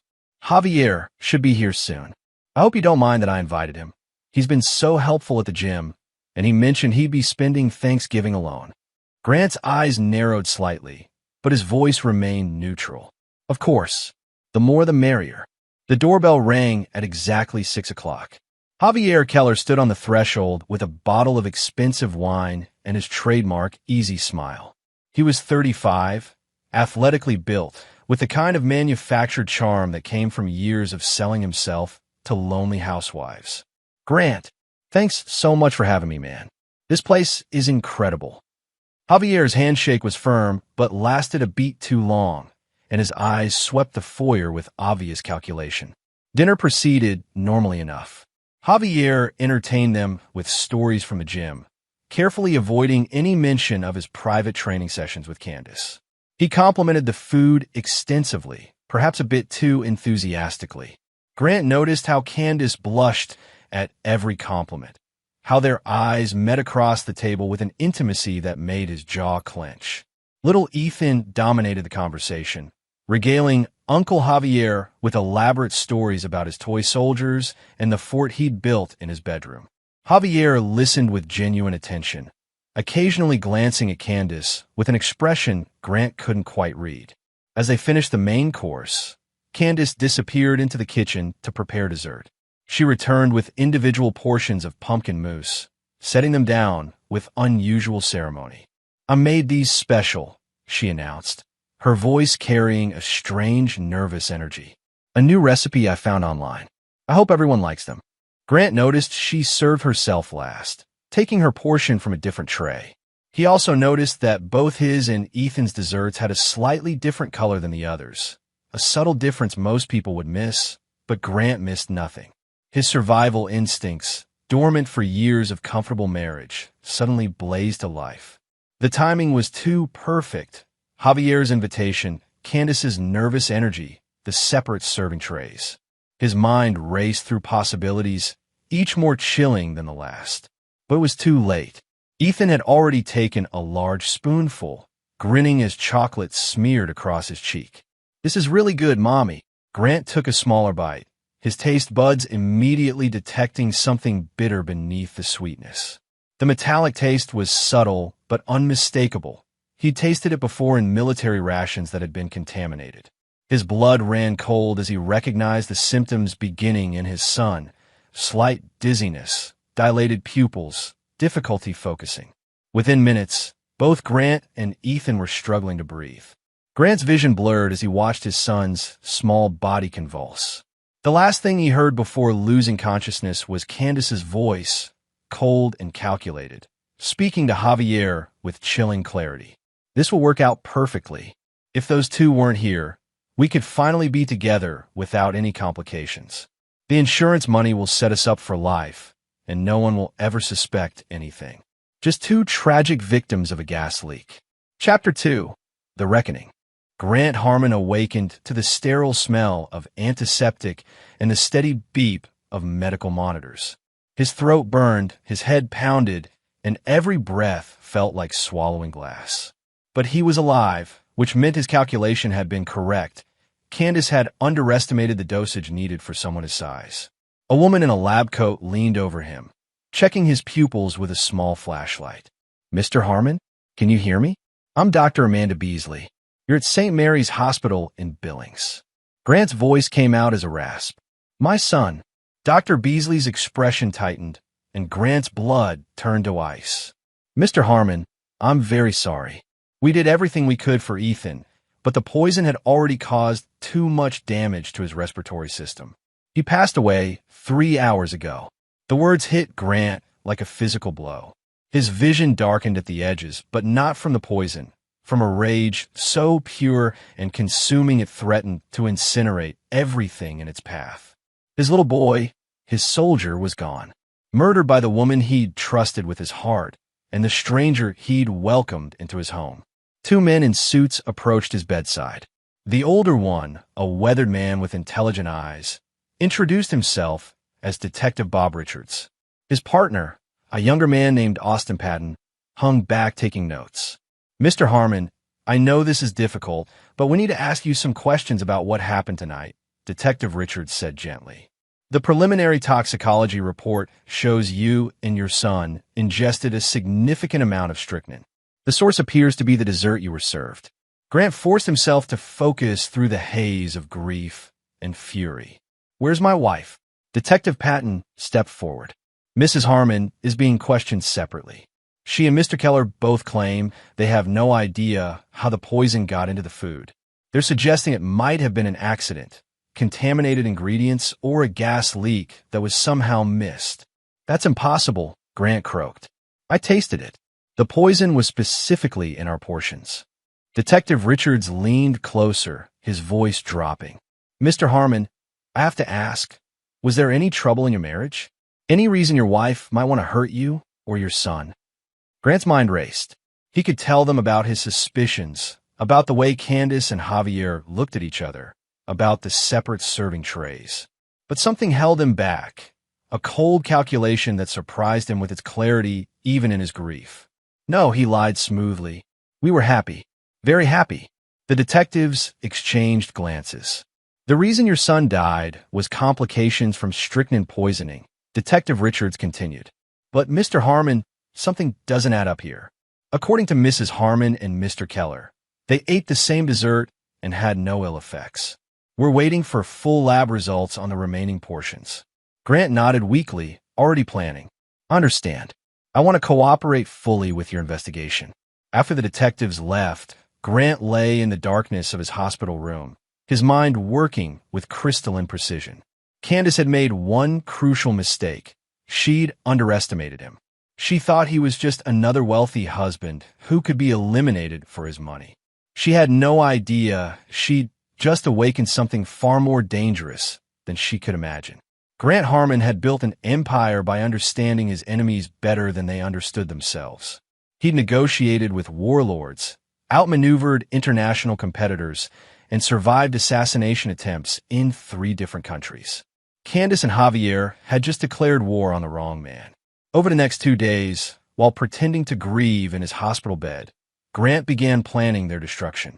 He used his encrypted satellite phone to contact his head of security, a former Special Forces operator named Roland Jensen. I need complete surveillance on my wife and Javier Keller, Grant whispered into the phone during a shift change. Everything, where they go, who they talk to, what they eat for breakfast. I want their entire lives documented. Roland's gravelly voice came through clearly. You thinking what I'm thinking, boss? I'm thinking my son is dead and someone's going to pay for it. Consider it done. What about the legal stuff? Grant's smile was razor sharp. Let the police do their job. They'll find evidence, but it won't be enough for conviction. Too much reasonable doubt. But that's fine. I'm not interested in justice. I'm interested in revenge. Meanwhile, Grant began receiving visitors. His business partners offered condolences and assured him that Harmon Defense Systems would continue running smoothly in his absence. His lawyer, Milton Gutierrez, arrived with documents to sign and carefully worded questions about Grant's will and insurance policies. But the most interesting visitor was Chris Fuller, a former CIA operative who now worked as Grant's special projects consultant. Chris specialized in the kind of problems that couldn't be solved through legal channels.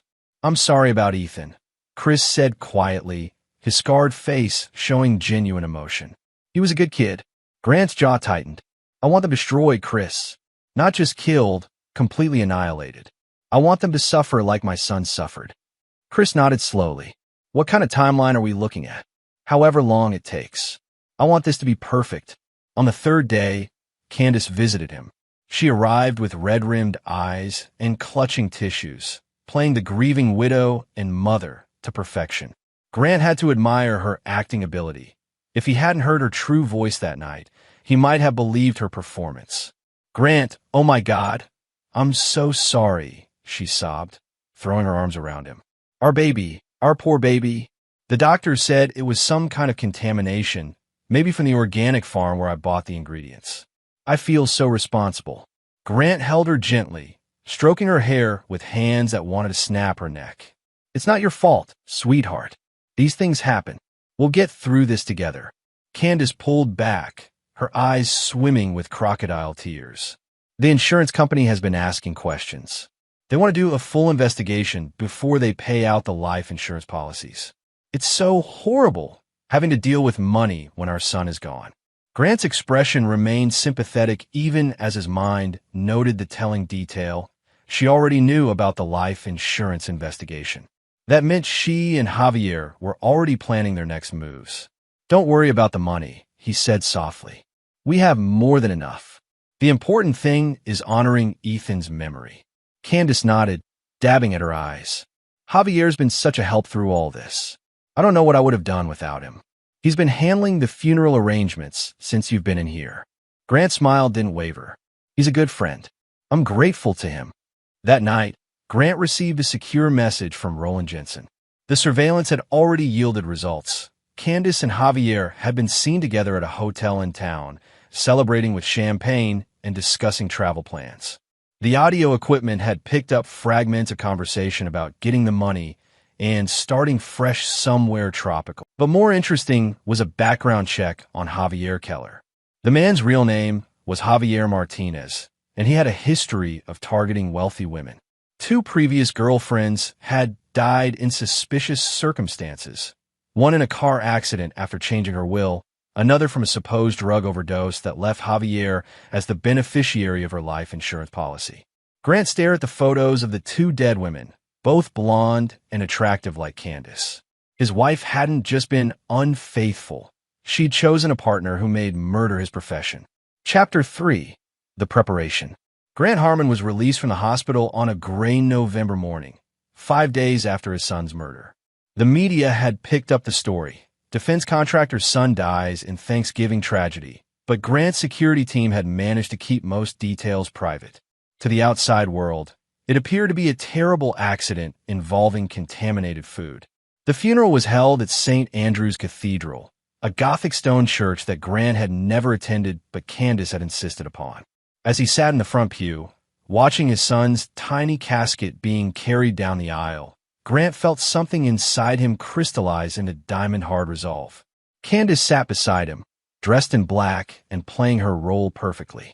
She held his hand, occasionally dabbing at her eyes with a tissue. Javier sat 3 rows back, appropriately respectful, wearing an expensive suit that Grant recognized as coming from his own credit card statements. The service was beautiful in its simplicity. Pastor Milton Gutierrez, a distant cousin of Grant's lawyer, delivered a moving eulogy about innocence lost and the mysteries of God's plan. Grant barely heard the words.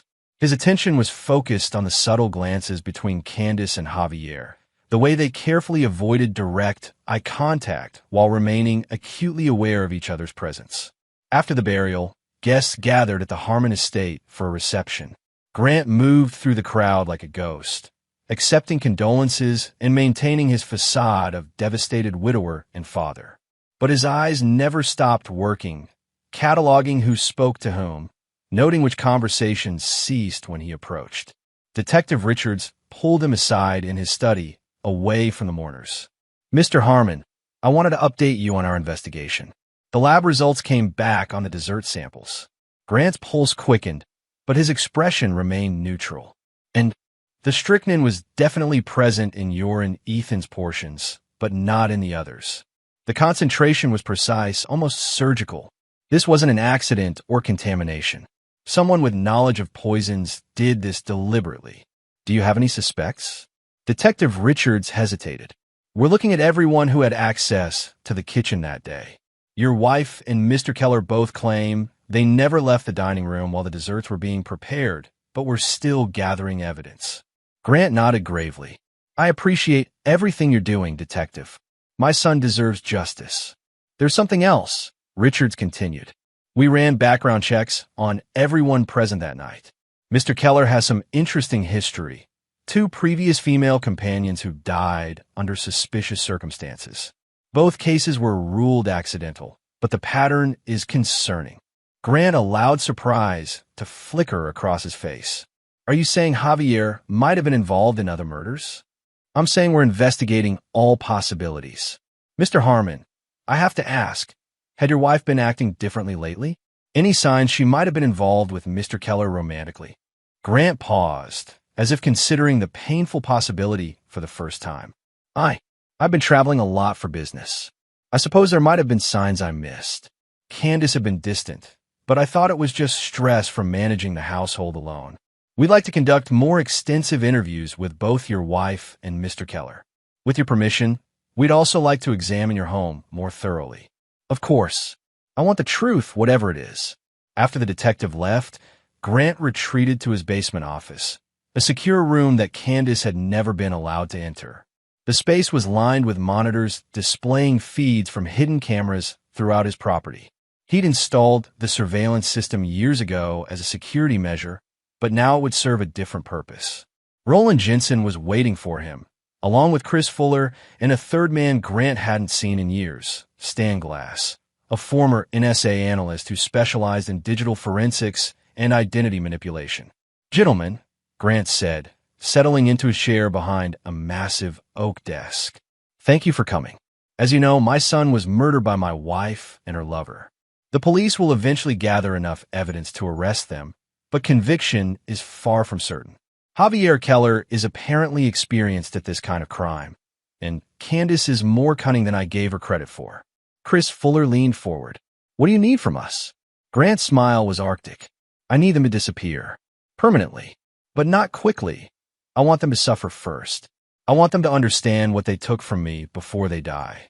Stan Glass spoke up, his nasal voice carrying decades of analytical precision.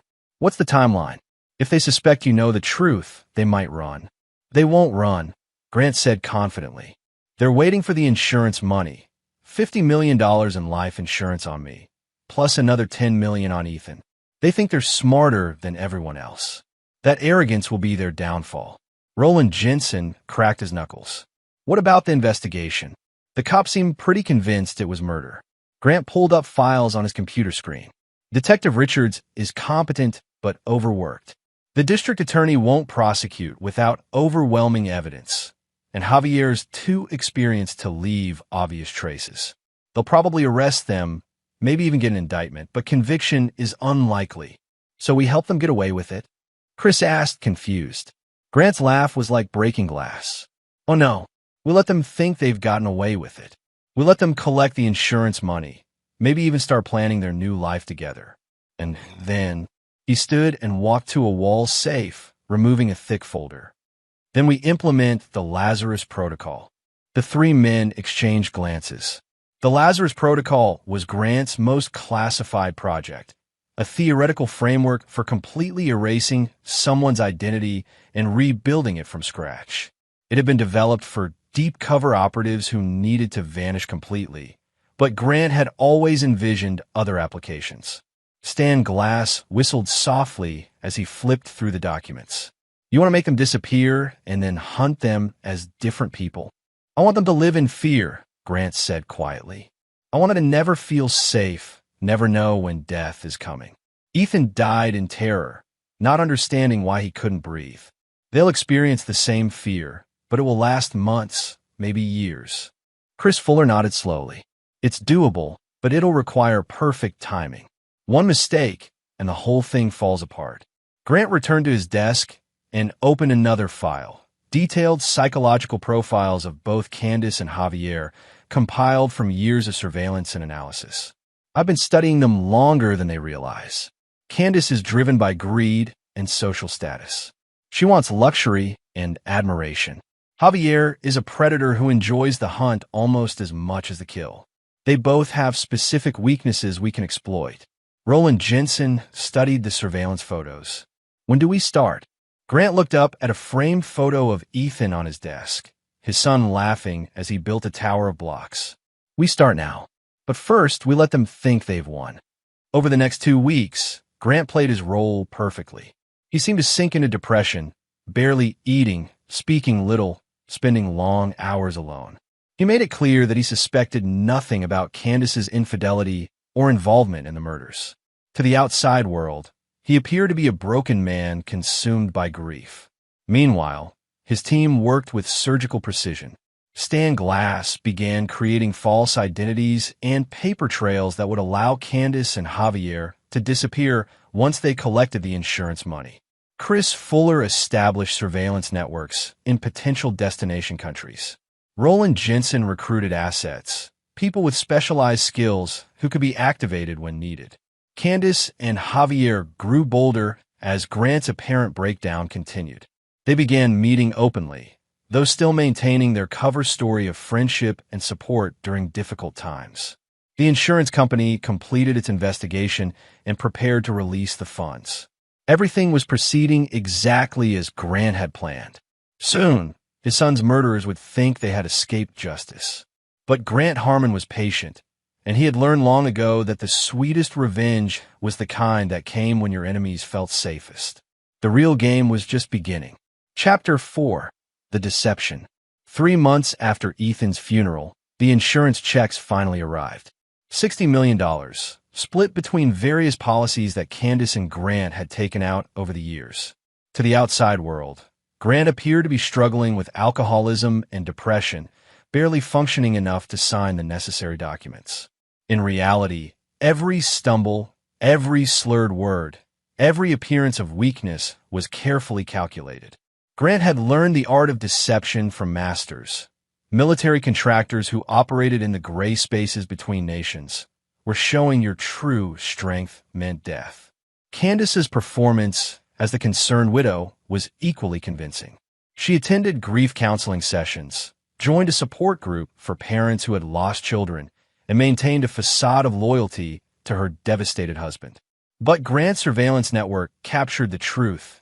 Late-night phone calls with Javier, secret apartment visits, and increasingly detailed discussions about their future together. The breakthrough came on a cold February evening when Chris Fuller intercepted a conversation between Candace and Javier in their hotel room across town. The money's finally cleared. Candace's voice came through clearly on the encrypted recording. $60 million, just like we planned. Grant signed everything without even reading it. Javier's laugh was cold and satisfied. I told you he was weak. All these tough businessman types are the same. They fall apart when things get personal. How long before we can access the accounts? Everything's set up in the Cayman Islands, just like you wanted. I'll transfer the money next week, and then we can disappear. I'm thinking Costa Rica first, maybe the Maldives after that. What about Grant? You sure he doesn't suspect anything? Candace's voice turned predatory. He's so far gone he can barely tie his shoes. The man who used to intimidate Fortune 500 CEOs now cries every time he sees a picture of Ethan. It's actually pathetic.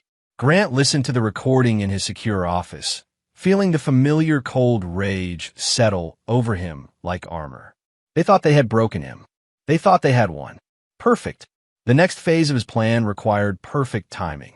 Grant began making mistakes, small ones at first, then increasingly obvious. He forgot to sign important business documents. He missed crucial meetings. His board of directors grew concerned about his mental state and his ability to lead Harmon Defense Systems. Milton Gutierrez, his lawyer, visited the estate with documents for Grant to sign, papers that would temporarily transfer operational control of his company to a board of trustees while he recovered from his grief. Grant made a show of resistance before reluctantly agreeing. I just need time, he said brokenly, his hands shaking as he signed. Everything reminds me of Ethan. Maybe if I get away for a while. Candace seized the opening immediately. Darling, maybe a change of scenery would be good for you. We could travel, maybe take that trip to Europe you always talked about. Grant looked up at her with eyes that seemed hollow with grief. You do that for me? After everything we've been through? Of course, she said, stroking his hair with practiced tenderness. We need to heal together. But Grant knew her real motivation. Candace wanted him out of the country when she and Javier made their final move. She was probably planning to arrange another accident, maybe a car crash in the Alps or a drowning in the Mediterranean. The grieving widow would return home with her lover, and no one would question their relationship. Grant played along, making travel arrangements through his usual channels. But he also activated a different set of protocols. Stan Glass began creating a new identity for Grant, complete with passport, financial accounts, and carefully constructed history. When Grant Harmon died in whatever accident Candace had planned, Marcus Webb would be born. The plan was elegant in its simplicity. Candace and Javier would think they had succeeded in murdering Grant, just as they had murdered Ethan. They would claim the remaining assets, consolidate their wealth, and disappear to live their dream life in tropical paradise. But Grant Harmon wouldn't be dead. He would be hunting them with resources they couldn't imagine and a patience they couldn't understand. And when he finally revealed himself, they would realize that they hadn't killed their victim. They had created their own personal demon. 2 weeks before their planned departure to Europe, Detective Richards requested another meeting with Grant. The investigation into Ethan's murder had stalled, with insufficient evidence to proceed to trial. Richards looked frustrated and exhausted as he delivered the news. "I'm sorry, Mr. Harmon. We know your wife and Javier Keller were involved, but proving it in court is another matter. They've both maintained their alibis, and without direct evidence of them preparing the poison." Grant nodded numbly. "I understand, Detective. You did your best. The case isn't closed," Richards insisted. "If new evidence surfaces, we'll pursue it aggressively. And I want you to know, I believe your son was murdered. I believe you were supposed to die that night. But belief isn't enough for a conviction." After Richards left, Grant allowed himself a moment of genuine emotion. His son would never receive official justice. The legal system had failed, just as Grant had known it would. But there were other kinds of justice, older kinds, that didn't require courtrooms or juries. That evening, Candace prepared dinner with unusual care. She'd been cooking more often lately, probably practicing for her new life with Javier. Grant ate everything she served, having taken precautions that rendered any poison ineffective. Candace seemed disappointed when he showed no ill effects, confirming his suspicion that she was testing various methods. "Grant, there's something I need to tell you," she said as they finished dessert. "I've been thinking about our marriage, about everything that's happened. I love you, but I think we need time apart to process our grief separately." Grant looked up at her with apparent confusion. "What are you saying?" "I'm saying maybe I shouldn't come to Europe with you. Maybe you need to take this journey alone, find yourself again. I'll stay here and keep the house ready for when you return." Grant's performance was flawless. The hurt husband who couldn't understand why his wife would abandon him in his darkest hour. "Candace, please. I need you with me. I can't do this alone." She reached across the table and took his hand, her touch cold despite the warmth of her words. "You're stronger than you think, Grant. This will be good for both of us. Trust me. Trust her." The woman who had murdered his son was asking him to trust her. Grant squeezed her hand gently, meeting her eyes with perfect sincerity. "I do trust you," he said softly. "I always have." 3 days later, Grant Harmon boarded a private jet bound for Geneva, Switzerland. Candace saw him off at the private airfield, tears streaming down her face as she waved goodbye. Javier was conspicuously absent, though Grant's surveillance team confirmed he was watching from a nearby hotel. The jet took off on schedule, flew across the Pacific, and landed in Geneva 8 hours later. According to all official records, Grant Harmon checked into the Hotel de Bergs, had dinner alone in his room, and retired for the evening. But Grant Harmon never made it to his hotel room.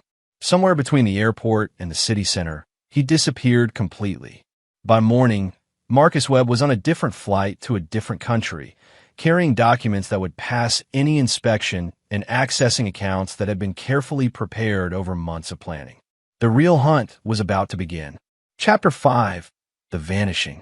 The call came at 3:17 a.m. Montana time.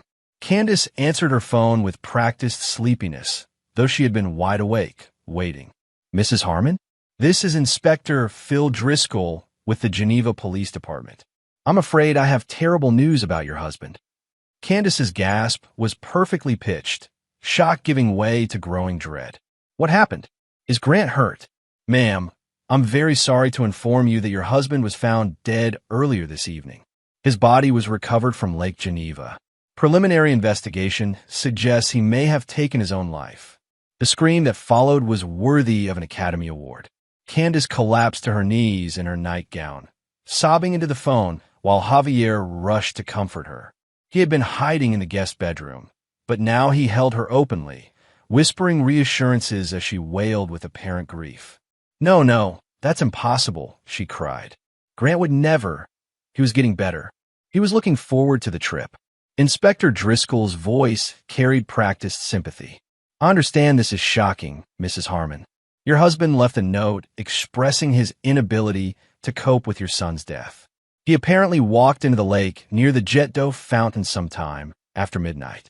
The details had been meticulously planned. Marcus Webb, using resources Grant had developed over years of international operations, had staged the perfect suicide. Security cameras showed a figure matching Grant's height and build walking toward the lake.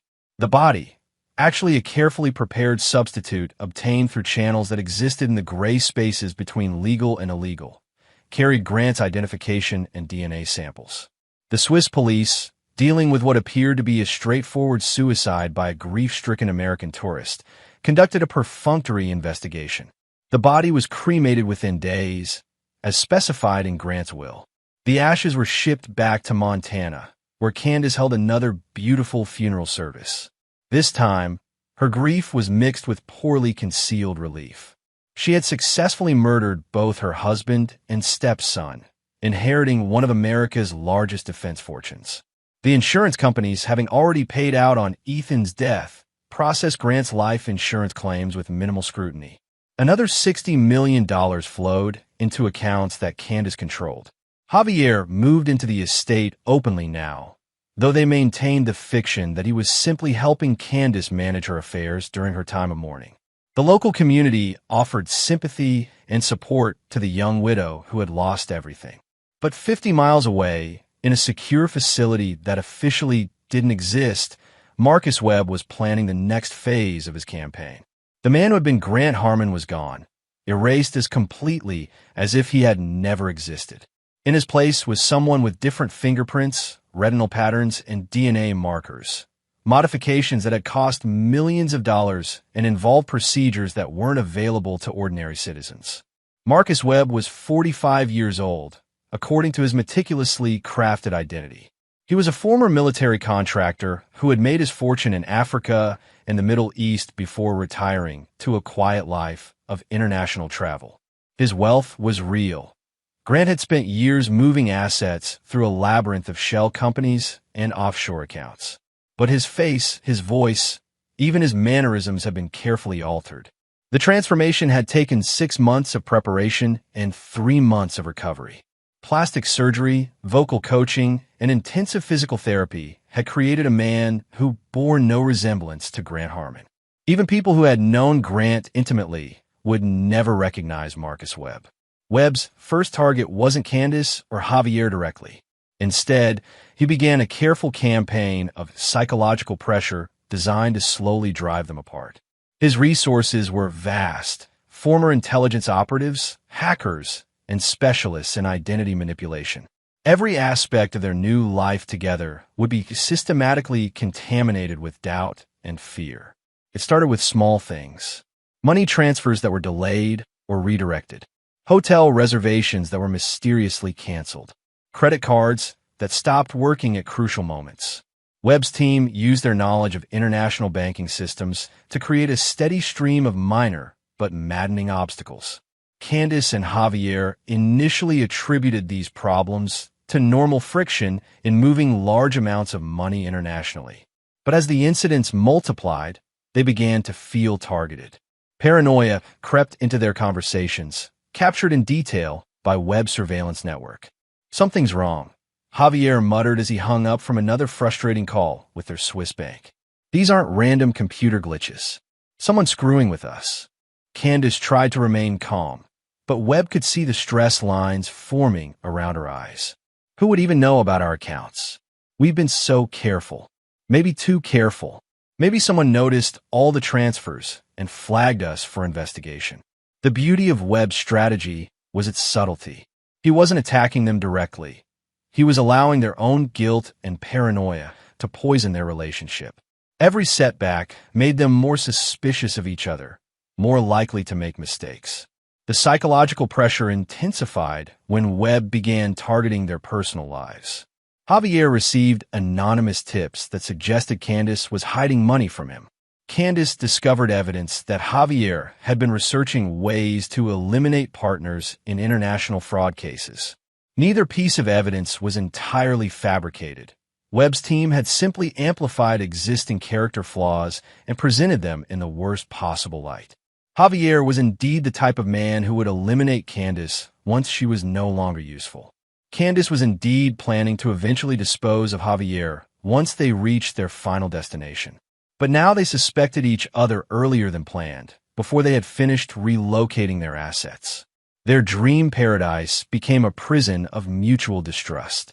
Webb monitored their relationship's deterioration from his base in Singapore, where Marcus Webb officially resided. He felt no satisfaction in their suffering. That would come later. For now, he was simply laying groundwork, preparing the foundation for their eventual destruction. The first major crack in their partnership came when Javier discovered that Candace had been secretly transferring money to personal accounts that he couldn't access. His confrontation was violent and public, taking place in the lobby of their luxury hotel in the Cayman Islands. "You lying bitch," Javier shouted, his carefully maintained charm finally cracking. "You've been planning to cut me out from the beginning." Candace's response was equally venomous. "Maybe because I know exactly what kind of man you are. How many other women have you murdered, Javier? How long before you decide I'm a liability?" Hotel security intervened before the fight became physical, but the damage was done. Their relationship was now openly adversarial, each one preparing for the other's betrayal. They continued traveling together because neither trusted the other enough to separate, but their partnership had become a Cold War. Webb allowed them to stew in their mutual paranoia for 3 more months before implementing the next phase. He needed them desperate and isolated before he revealed himself. He needed them to understand that their sins had not been forgotten. Soon, they would learn that the dead could indeed rise again, and that some ghost came back for vengeance. Chapter 6. The Revelation. Marcus Webb watched through high-powered binoculars as Candace and Javier emerged from their villa in Costa Rica. 6 months had passed since Grant Harmon's supposed suicide, and the couple had finally settled into what they believed was their permanent paradise. The villa was spectacular, perched on a cliff overlooking the Pacific, with infinity pools and private beaches that cost $20,000 a month to rent. But paradise had become a cage. Webb's psychological campaign had taken its toll. Candace had lost 15 pounds and developed a nervous habit of constantly checking her phone. Javier had started drinking heavily and carried a pistol even when swimming. They rarely spoke to each other except to argue about money or express suspicions about their rapidly shrinking social circle. Webb had systematically eliminated everyone they tried to befriend. New acquaintances received anonymous tips about the couple's suspicious wealth. Potential business partners discovered troubling information about their backgrounds. Local authorities received carefully crafted reports suggesting money laundering and tax evasion. The result was complete isolation. Candace and Javier had the money they'd killed for, but they couldn't enjoy it. Every pleasure was tainted by paranoia. Every sunset was watched through bulletproof glass. Every meal was tested for poison, a delicious irony that Webb savored. Today would mark the beginning of the final phase. Webb had spent months studying their routines, their weaknesses, their fears. He knew that Candace was terrified of being poor again, having grown up in foster care with nothing. He knew that Javier's greatest fear was being trapped, unable to escape when things went wrong. Webb would give them both exactly what they feared most. The plan began at 2 p.m. local time, when Javier received a phone call from someone claiming to be Detective Austin Patton from Montana. The voice was perfect. Webb's vocal specialist had studied hours of recordings to reproduce Patton's exact speech patterns. "Mr. Keller, this is Detective Patton from the Billings Police Department. I need to inform you that we've reopened the investigation into Ethan Harmon's death. New evidence has come to light that directly implicates you and Mrs. Harmon." Javier's face went white as Webb watched through concealed cameras. "That's impossible. We were cleared months ago." "I'm afraid not, sir. We have witnesses who saw you purchasing strychnine from a black market supplier in Denver 3 weeks before the murder. We also have financial records showing payments to individuals with expertise in untraceable poisons." The evidence was fabricated, but convincingly so. Webb's team had spent weeks creating a paper trail that would withstand casual investigation. More importantly, the accusations fed into Javier's existing paranoia. "We've issued international arrest warrants," the fake detective continued. "The Costa Rican authorities will be executing them within 48 hours. I'd advise you to retain legal counsel immediately." Javier hung up and immediately confronted Candace, who was sunbathing by the pool. Web surveillance captured every word of their panicked conversation. "We're blown," Javier said without preamble. The Montana cops say they have evidence linking us to the kid's murder. They're coming for us. Candace bolted upright, her face cycling through shock, fear, and calculation. That's impossible. We were so careful. Apparently not careful enough. They mentioned black market poison purchases and financial records. How did they get that information? Candace's paranoia immediately focused on the most obvious target. You said you covered your tracks. You promised me there was no way to trace the strychnine. I did cover them. Unless... Javier's eyes narrowed. Unless someone helped them. Someone who knew enough about our operation to point them in the right direction. What are you suggesting? I'm suggesting that maybe you decided to eliminate a partner. Maybe you figured you could pin everything on me and walk away clean. The accusation sparked a screaming match that lasted 30 minutes. Webb recorded every word, every threat, every revelation about their true feelings for each other. By the end, they were both convinced that the other had betrayed them to the authorities. But Webb wasn't finished. At 6 p.m., Candace received her own call, this one supposedly from Inspector Phil Driscoll in Geneva. Mrs. Harmon, I have disturbing news about your husband's death. Our forensic team has discovered evidence that suggests Mr. Harmon may have been murdered rather than committing suicide. Candace's blood pressure spiked so dramatically that Webb could see her pulse in her neck through his binoculars. What kind of evidence? Defensive wounds that were initially overlooked, signs of a struggle near the water. We've also discovered that someone matching Mr. Keller's description was seen near the lake that night. We believe your husband was murdered for his insurance money. The fake inspector delivered the killing blow with perfect timing. We've frozen all assets connected to Mr. Harmon's estate pending a full investigation. This includes the insurance payments you received. Interpol is coordinating with multiple agencies to track down everyone involved in this conspiracy. Candace hung up and immediately began packing, her hands shaking so badly she could barely fold her clothes. When Javier returned from a liquor run, he found her stuffing cash into a duffel bag. What the hell are you doing? They know about Grant, she said without looking up. They know he was murdered. They're freezing all our assets. Javier stared at her with growing comprehension. You killed him. You actually went to Geneva and killed him. Of course I killed him. That was always the plan. But now they have evidence linking you to the scene. Me? I was never in Geneva. Then how do they have witness descriptions? Their relationship imploded completely. Years of carefully maintained pretense evaporated in minutes of raw accusation and counteraccusation. They screamed at each other with the fury of two predators who suddenly realized they'd been caged together. But the real shock was yet to come. At exactly 8 p.m., as the couple huddled in their villa trying to plan their next move, the lights went out. Emergency generators kicked in a moment later, but the message was clear. Someone had taken control of their sanctuary. A voice came through the villa's intercom system, calm and cultured and terrifyingly familiar. Hello, Candace. Hello, Javier. I trust you're enjoying your evening. Candace's face went gray with recognition. Javier spun toward the speakers, his pistol already in his hand. That's impossible, Candace whispered. You're dead. I saw your body. Death is such a limiting concept, the voice continued. I prefer to think of it as a career change.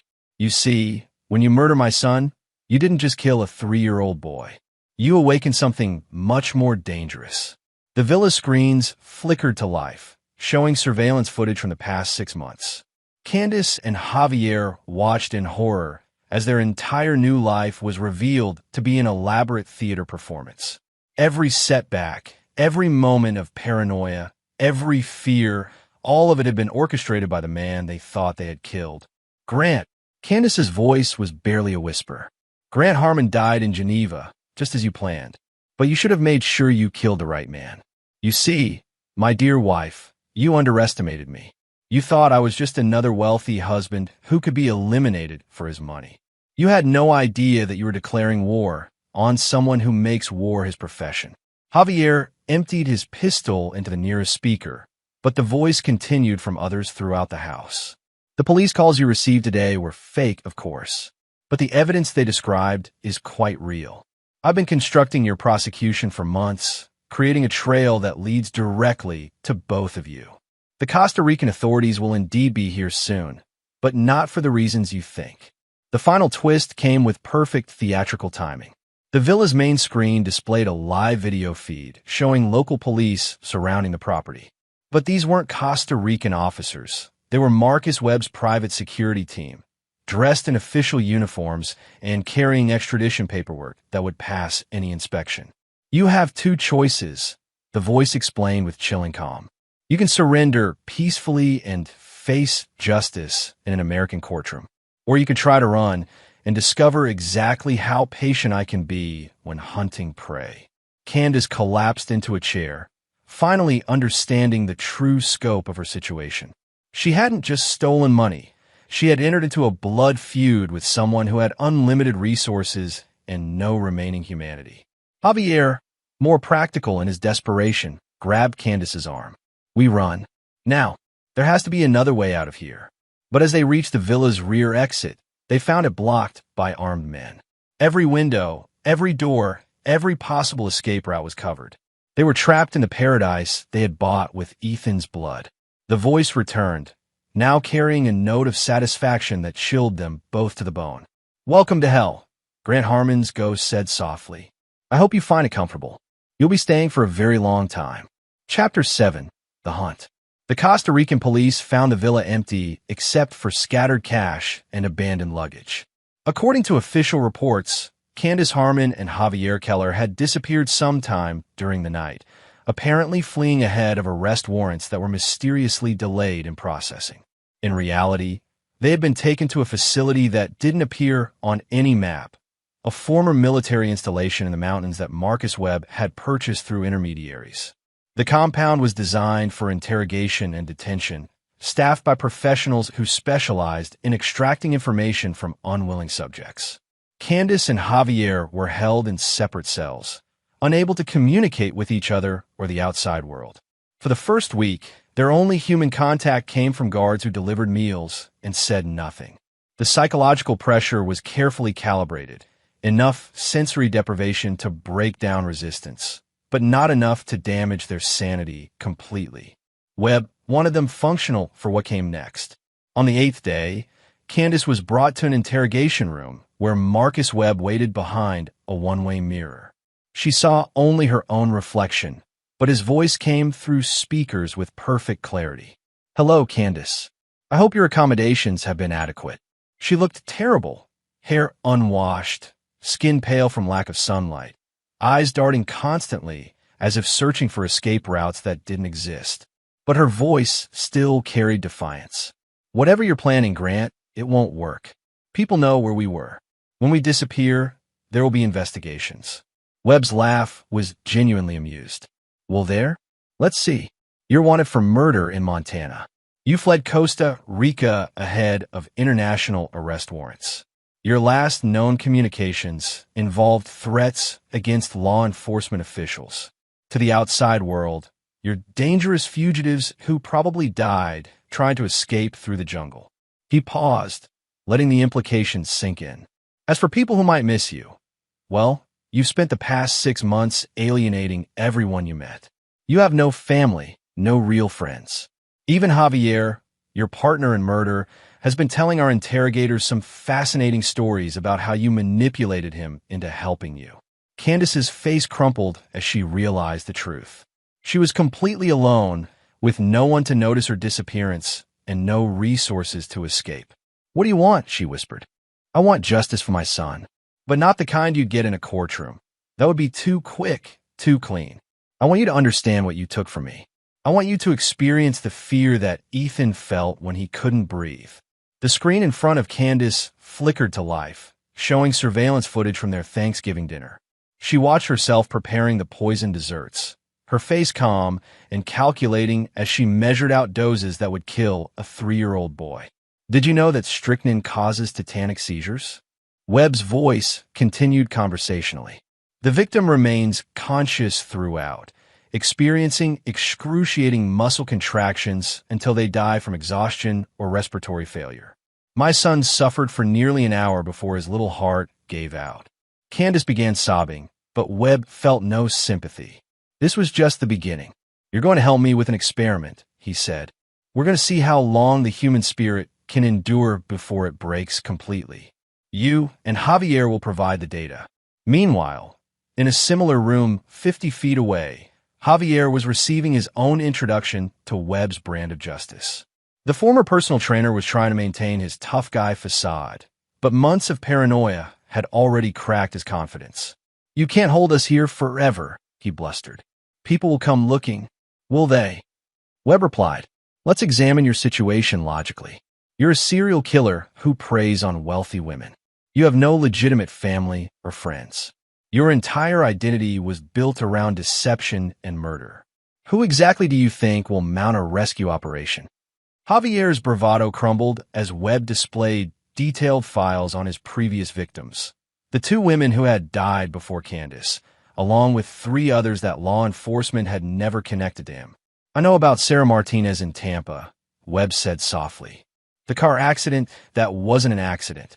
I know about Rebecca Chun in San Francisco. The overdose you administered when she started asking questions about her missing money. Should I continue? The blood drained from Javier's face. He had been so careful, so clever. How had this man uncovered crimes that the FBI couldn't solve? I've been studying you for months, Webb continued. Every kill, every technique, every psychological trigger you use to manipulate your victims. You're predictable, Javier. Competent within your limited scope, but ultimately just another predator who got careless. Webb's voice hardened. But you made one crucial mistake. You killed my son. That put you in a category reserved for people who have forfeited their right to exist. The torture wasn't physical. Webb was more sophisticated than that. Instead, he systematically destroyed their psychological defenses through carefully orchestrated psychological pressure. Candace was forced to watch endless footage of Ethan's short life. Birthday parties, Christmas mornings, bedtime stories. Every moment of joy she had stolen was presented in excruciating detail. She began having nightmares where the little boy appeared to ask why she had hurt him. Javier's torment was different but equally effective. Webb had constructed detailed profiles of all his victims, showing how their lives had been cut short by his greed. He was forced to read their diaries, their final letters, their plans for futures that would never happen. But the cruelest torture was their isolation from each other. After months of mutual paranoia, they desperately wanted to reconcile, to find comfort in shared guilt. Instead, they received carefully edited recordings of each other's confessions, statements taken out of context to suggest betrayal and abandonment. Candace heard Javier claiming that the entire murder plot had been her idea, that he had been manipulated into helping. Javier heard Candace describing him as a psychopath who had threatened to kill her if she didn't cooperate. Neither recording was entirely false. Both contained grains of truth mixed with careful distortions. The result was the complete destruction of their relationship, replaced by hatred and blame. By the end of the second month, both prisoners were showing signs of severe psychological breakdown. Candace had developed a stutter and couldn't sleep without medication. Javier had begun talking to himself, carrying on conversations with his dead victims. But Webb wasn't satisfied with simple madness. He wanted something more permanent, more fitting to their crimes. On the 60th day of their captivity, he offered them a choice. You can continue living here indefinitely, he told them through the intercom. Comfortable enough to survive, miserable enough to suffer. Or you can accept my alternative offer. Candace looked up from her corner where she had been rocking back and forth. What offer? Trial by combat. You and Javier, alone in a room with weapons. Winner gets to leave this place. Not free, but transferred to a minimum security facility where life will be bearable. Loser stays here forever.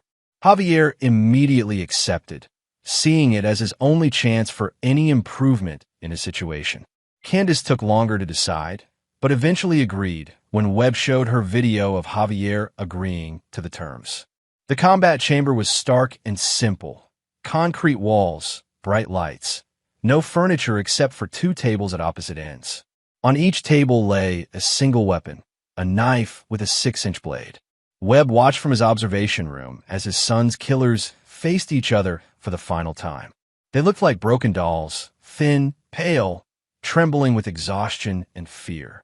"This is for Ethan," Webb said quietly, knowing they couldn't hear him. "This is what you deserve." The fight was pathetic rather than dramatic. Neither Candace nor Javier was in any condition for real combat.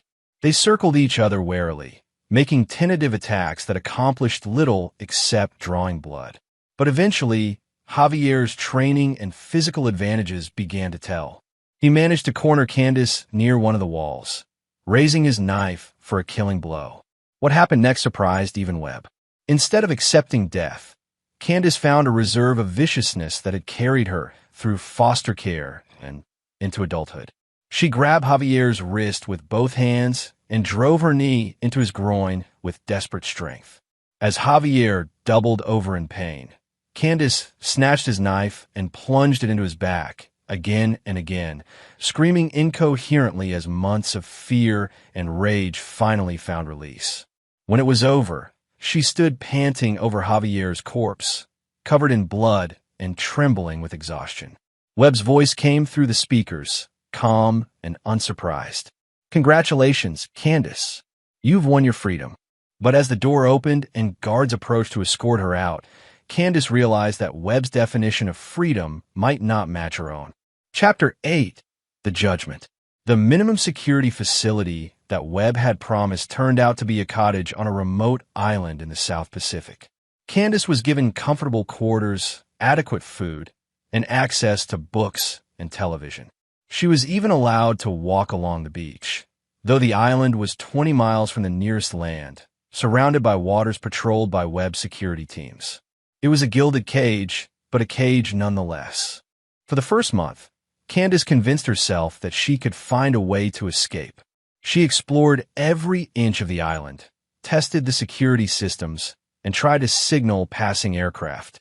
But gradually, the reality of her situation became clear.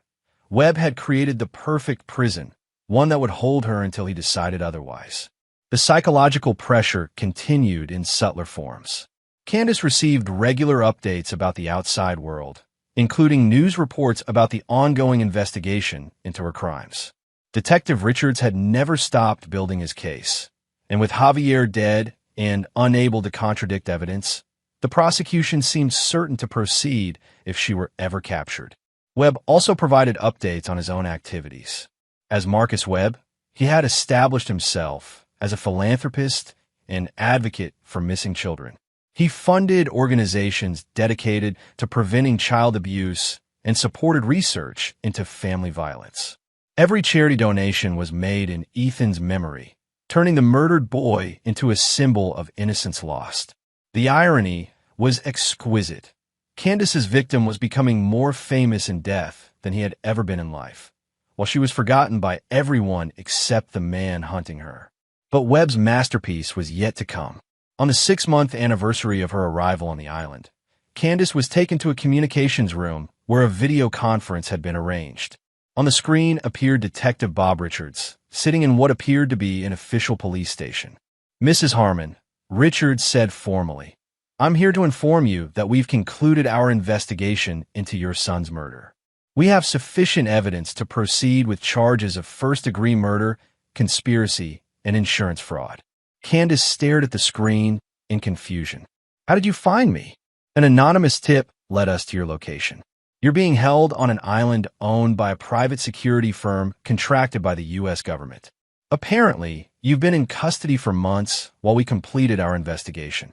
Richards leaned forward, his expression serious. "You have two choices. You can waive extradition and return voluntarily to face trial in Montana. Or we can begin formal proceedings that will take years to complete but reach the same result. What happens if I come back voluntarily? You'll be charged with murder in the first degree. The evidence is overwhelming. Witness testimony, physical evidence, financial records. Your partner Javier Keller died in custody during an attempted escape, so he won't be available to testify against you. But we have his confession recorded before his death." Candace felt the last pieces of her world crumbling. What about my husband? I thought he was alive." Richards looked genuinely confused. "Ma'am, Your husband died by suicide in Geneva. His body was recovered and cremated months ago. I'm not sure what you mean. The video conference ended with Candace staring at a blank screen, finally understanding the full scope of Webb's revenge. He had created a scenario where she had only two choices: remain imprisoned on the island forever, or return to face trial for crimes that would put her on death row.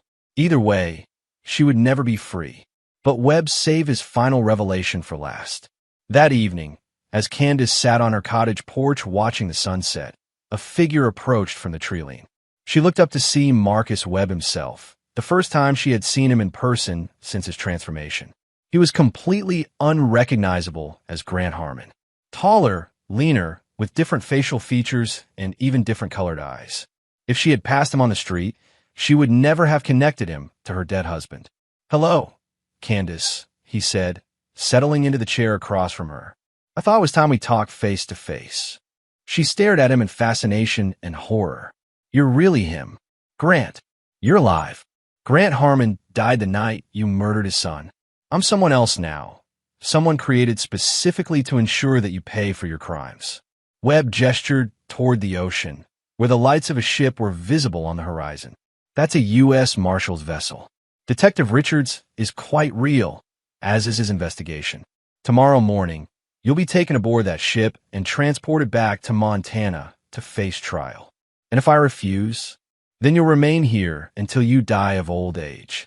This island is owned by one of my shell companies. You'll have food, shelter, basic comfort, but no freedom, no contact with the outside world, no possibility of escape. It's your choice." Candace looked out at the ship, then back at Webb.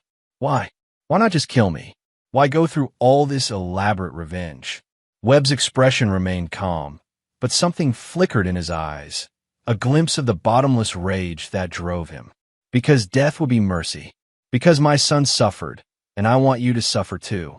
Because you need to understand what you destroyed when you took his life." He stood to leave, then paused. "There's something else you should know. The trial you'll face, if you choose to face it, will be completely legitimate. Every piece of evidence is real. Every witness is genuine. I haven't fabricated anything that could be challenged in court. Then why are you so sure I'll be convicted?" Webb's smile was terrible in its serenity. "Because you're guilty, Candace. Because you murdered a 3-year-old boy for money. Because any jury that sees the evidence will want to see you executed." He began walking away, then called back over his shoulder. "The choice is yours. Life in prison, followed by execution, or life on this island, alone with your memories. Either way, you'll have plenty of time to think about what you did to my son." As Webb disappeared into the darkness, Candace was left alone with the sound of waves and the distant lights of the ship that would take her to trial. She had perhaps 12 hours to decide between two different kinds of hell. But in her heart, she already knew what she would choose. The island was beautiful, but it was a tomb. At least in prison, she would be among other people, even if they were criminals. At least in court, she would have lawyers, judges, some semblance of rights. She didn't yet understand that Webb had anticipated this choice, that even her trial would be another form of carefully orchestrated torture. The game was not over. It was entering its final phase. Chapter 9. The Reckoning. The trial of Candace Harmon became a media sensation, dubbed the Thanksgiving murder by tabloids across the country. The prosecution painted her as a calculating killer who had murdered her own stepson for insurance money, while the defense struggled with the overwhelming evidence against their client. Webb watched every day of the proceedings from a gallery, sitting in the back row where Candace could see him, but the cameras could not. His new identity held up to scrutiny. Marcus Webb was simply a wealthy philanthropist with an interest in child welfare cases. The evidence was damning beyond any reasonable doubt. The prosecution presented the poisoned desserts, the insurance policies, the suspicious behavior before and after the murders. They showed how Candace had systematically isolated herself from anyone who might testify to her character, how she had fled the country when questioned by police.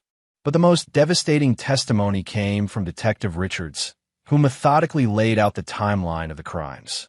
The jury saw photographs of little Ethan Harmon, alive and laughing at his last birthday party. They heard recordings of Candace's cold voice planning Grant's murder in Geneva. The defense attorney, a competent lawyer named Brian Golden, tried to argue that Candace had been manipulated by Javier Keller. He suggested that she had been a victim of an abusive relationship, coerced into participating in crimes she never would have committed alone. But the prosecution had anticipated this defense. They presented evidence of Candace's previous relationships, showing a pattern of manipulation and emotional cruelty. They demonstrated that she had been the driving force behind the murder plot, not Javier. Webb had ensured that every detail was perfect, every piece of evidence unassailable. The trial wasn't about determining guilt. It was about watching Candace's final destruction play out in public. On the 15th day of testimony, the prosecution called their final witness, Marcus Webb himself. He took the stand with quiet dignity, identifying himself as a philanthropist who had become interested in the case through his advocacy work. His testimony was brief but devastating. "I've spent considerable time studying family violence and child murder," Webb told the jury. "What makes this case particularly horrific is the calculated nature of the crime. This wasn't a moment of passion or desperation. Mrs. Harmon planned and executed the murder of a 3-year-old child with the same care most people put into planning a vacation." Webb's voice remained steady, professional, as he continued. "Ethan Harmon was a beautiful, innocent child who trusted the woman who killed him. She served him poison disguised as a treat, then watched him die in agony. There is no punishment severe enough for such an act." When the defense attorney cross-examined him, Webb was unshakable. He answered every question with factual precision, never showing emotion, never giving the defense any opening to challenge his credibility. Candace watched her former husband testify with growing despair. She understood now that every aspect of her trial had been choreographed by the man she had betrayed. Even her own defense attorney was unknowingly following a script that Webb had written. The jury deliberated for less than 3 hours before returning with their verdict: guilty on all counts. The sentencing phase was equally swift. Montana law provided for the death penalty in cases involving the murder of children, and the jury recommended execution without hesitation. Judge Phil Driscoll, a different man than the fake inspector who had called Candace in Costa Rica, sentenced her to death by lethal injection. As he read the sentence, his voice carried the weight of absolute moral certainty.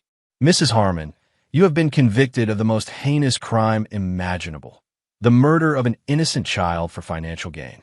You have shown no remorse, no recognition of the enormity of your actions. This court sentences you to death, and may God have mercy on your soul." Candace was transferred to the Women's Death Row facility in Montana, where she would await execution for what would likely be many years. The appeals process would drag on, but the outcome was never in doubt. The evidence was too strong, the crime too horrific. Webb visited her once in prison, 6 months after her sentencing. He sat across from her in the visiting room, separated by bulletproof glass, speaking through a telephone that recorded every word. "Hello, Candace," he said softly. "How are you adjusting to your new home?" She looked terrible. Prison had aged her a decade in 6 months. Her hair was gray, her skin pale, her eyes haunted by nightmares that never ended. "Why?" she whispered into the phone. "You've won. I'm going to die here. Why keep torturing me?" Webb's expression remained impassive. "Because my son is still dead. Because you took away the only good thing in my life. Because you need to understand that some sins can never be forgiven." "I'm sorry," she said, tears streaming down her face. "I'm so sorry about Ethan. I was wrong. I was evil, I admit it. Isn't that enough?" Webb studied her for a long moment, seeing the broken woman who had once been his wife. She was genuinely remorseful now, destroyed by guilt and fear. A better man might have felt pity, but Grant Harmon had died with his son that night, and Marcus Webb felt nothing but cold satisfaction. "No," he said finally, "it's not enough. It will never be enough." He stood to leave, then paused. "I've established a foundation in Ethan's name. It provides support for other families who have lost children to violence. Every year on his birthday, We hold a memorial service where people share stories about innocent lives cut short. Webb's smile was arctic. Your name is mentioned at every service, Candace. Not as a person, but as a reminder of the evil that good people must guard against. You've become a cautionary tale, a warning about what happens when someone chooses greed over love. He walked away without looking back, leaving Candace alone with the knowledge that her crime would outlive her, that she would be remembered only as a monster who killed a child for money. Years later, when Candace Harmon was finally executed by lethal injection, Marcus Webb watched from the observation gallery. He felt no satisfaction in her death, that had come from watching her suffer, from knowing that she had spent her final years in terror and isolation. As the drugs took effect and her life ebbed away, Webb thought about his son. Ethan would have been 8 years old now, probably playing Little League baseball or learning to ride a bike. All the experiences that Candace had stolen when she chose murder over mercy. When it was over, Webb returned to his new life. Marcus Webb continued his philanthropic work, funding organizations that protected children and supported victims of violence. He never married again, never had other children. His entire existence was dedicated to ensuring that Ethan's death had meaning, that some good could come from senseless tragedy. But late at night, in the privacy of a secure home, Webb would sometimes allow himself to remember the man he had been before.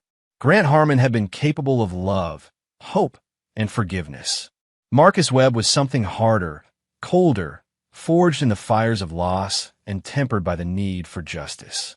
He had kept his promise to his son.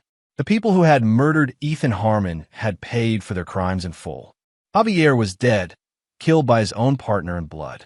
Candace was dead, executed by the state after years of psychological torment.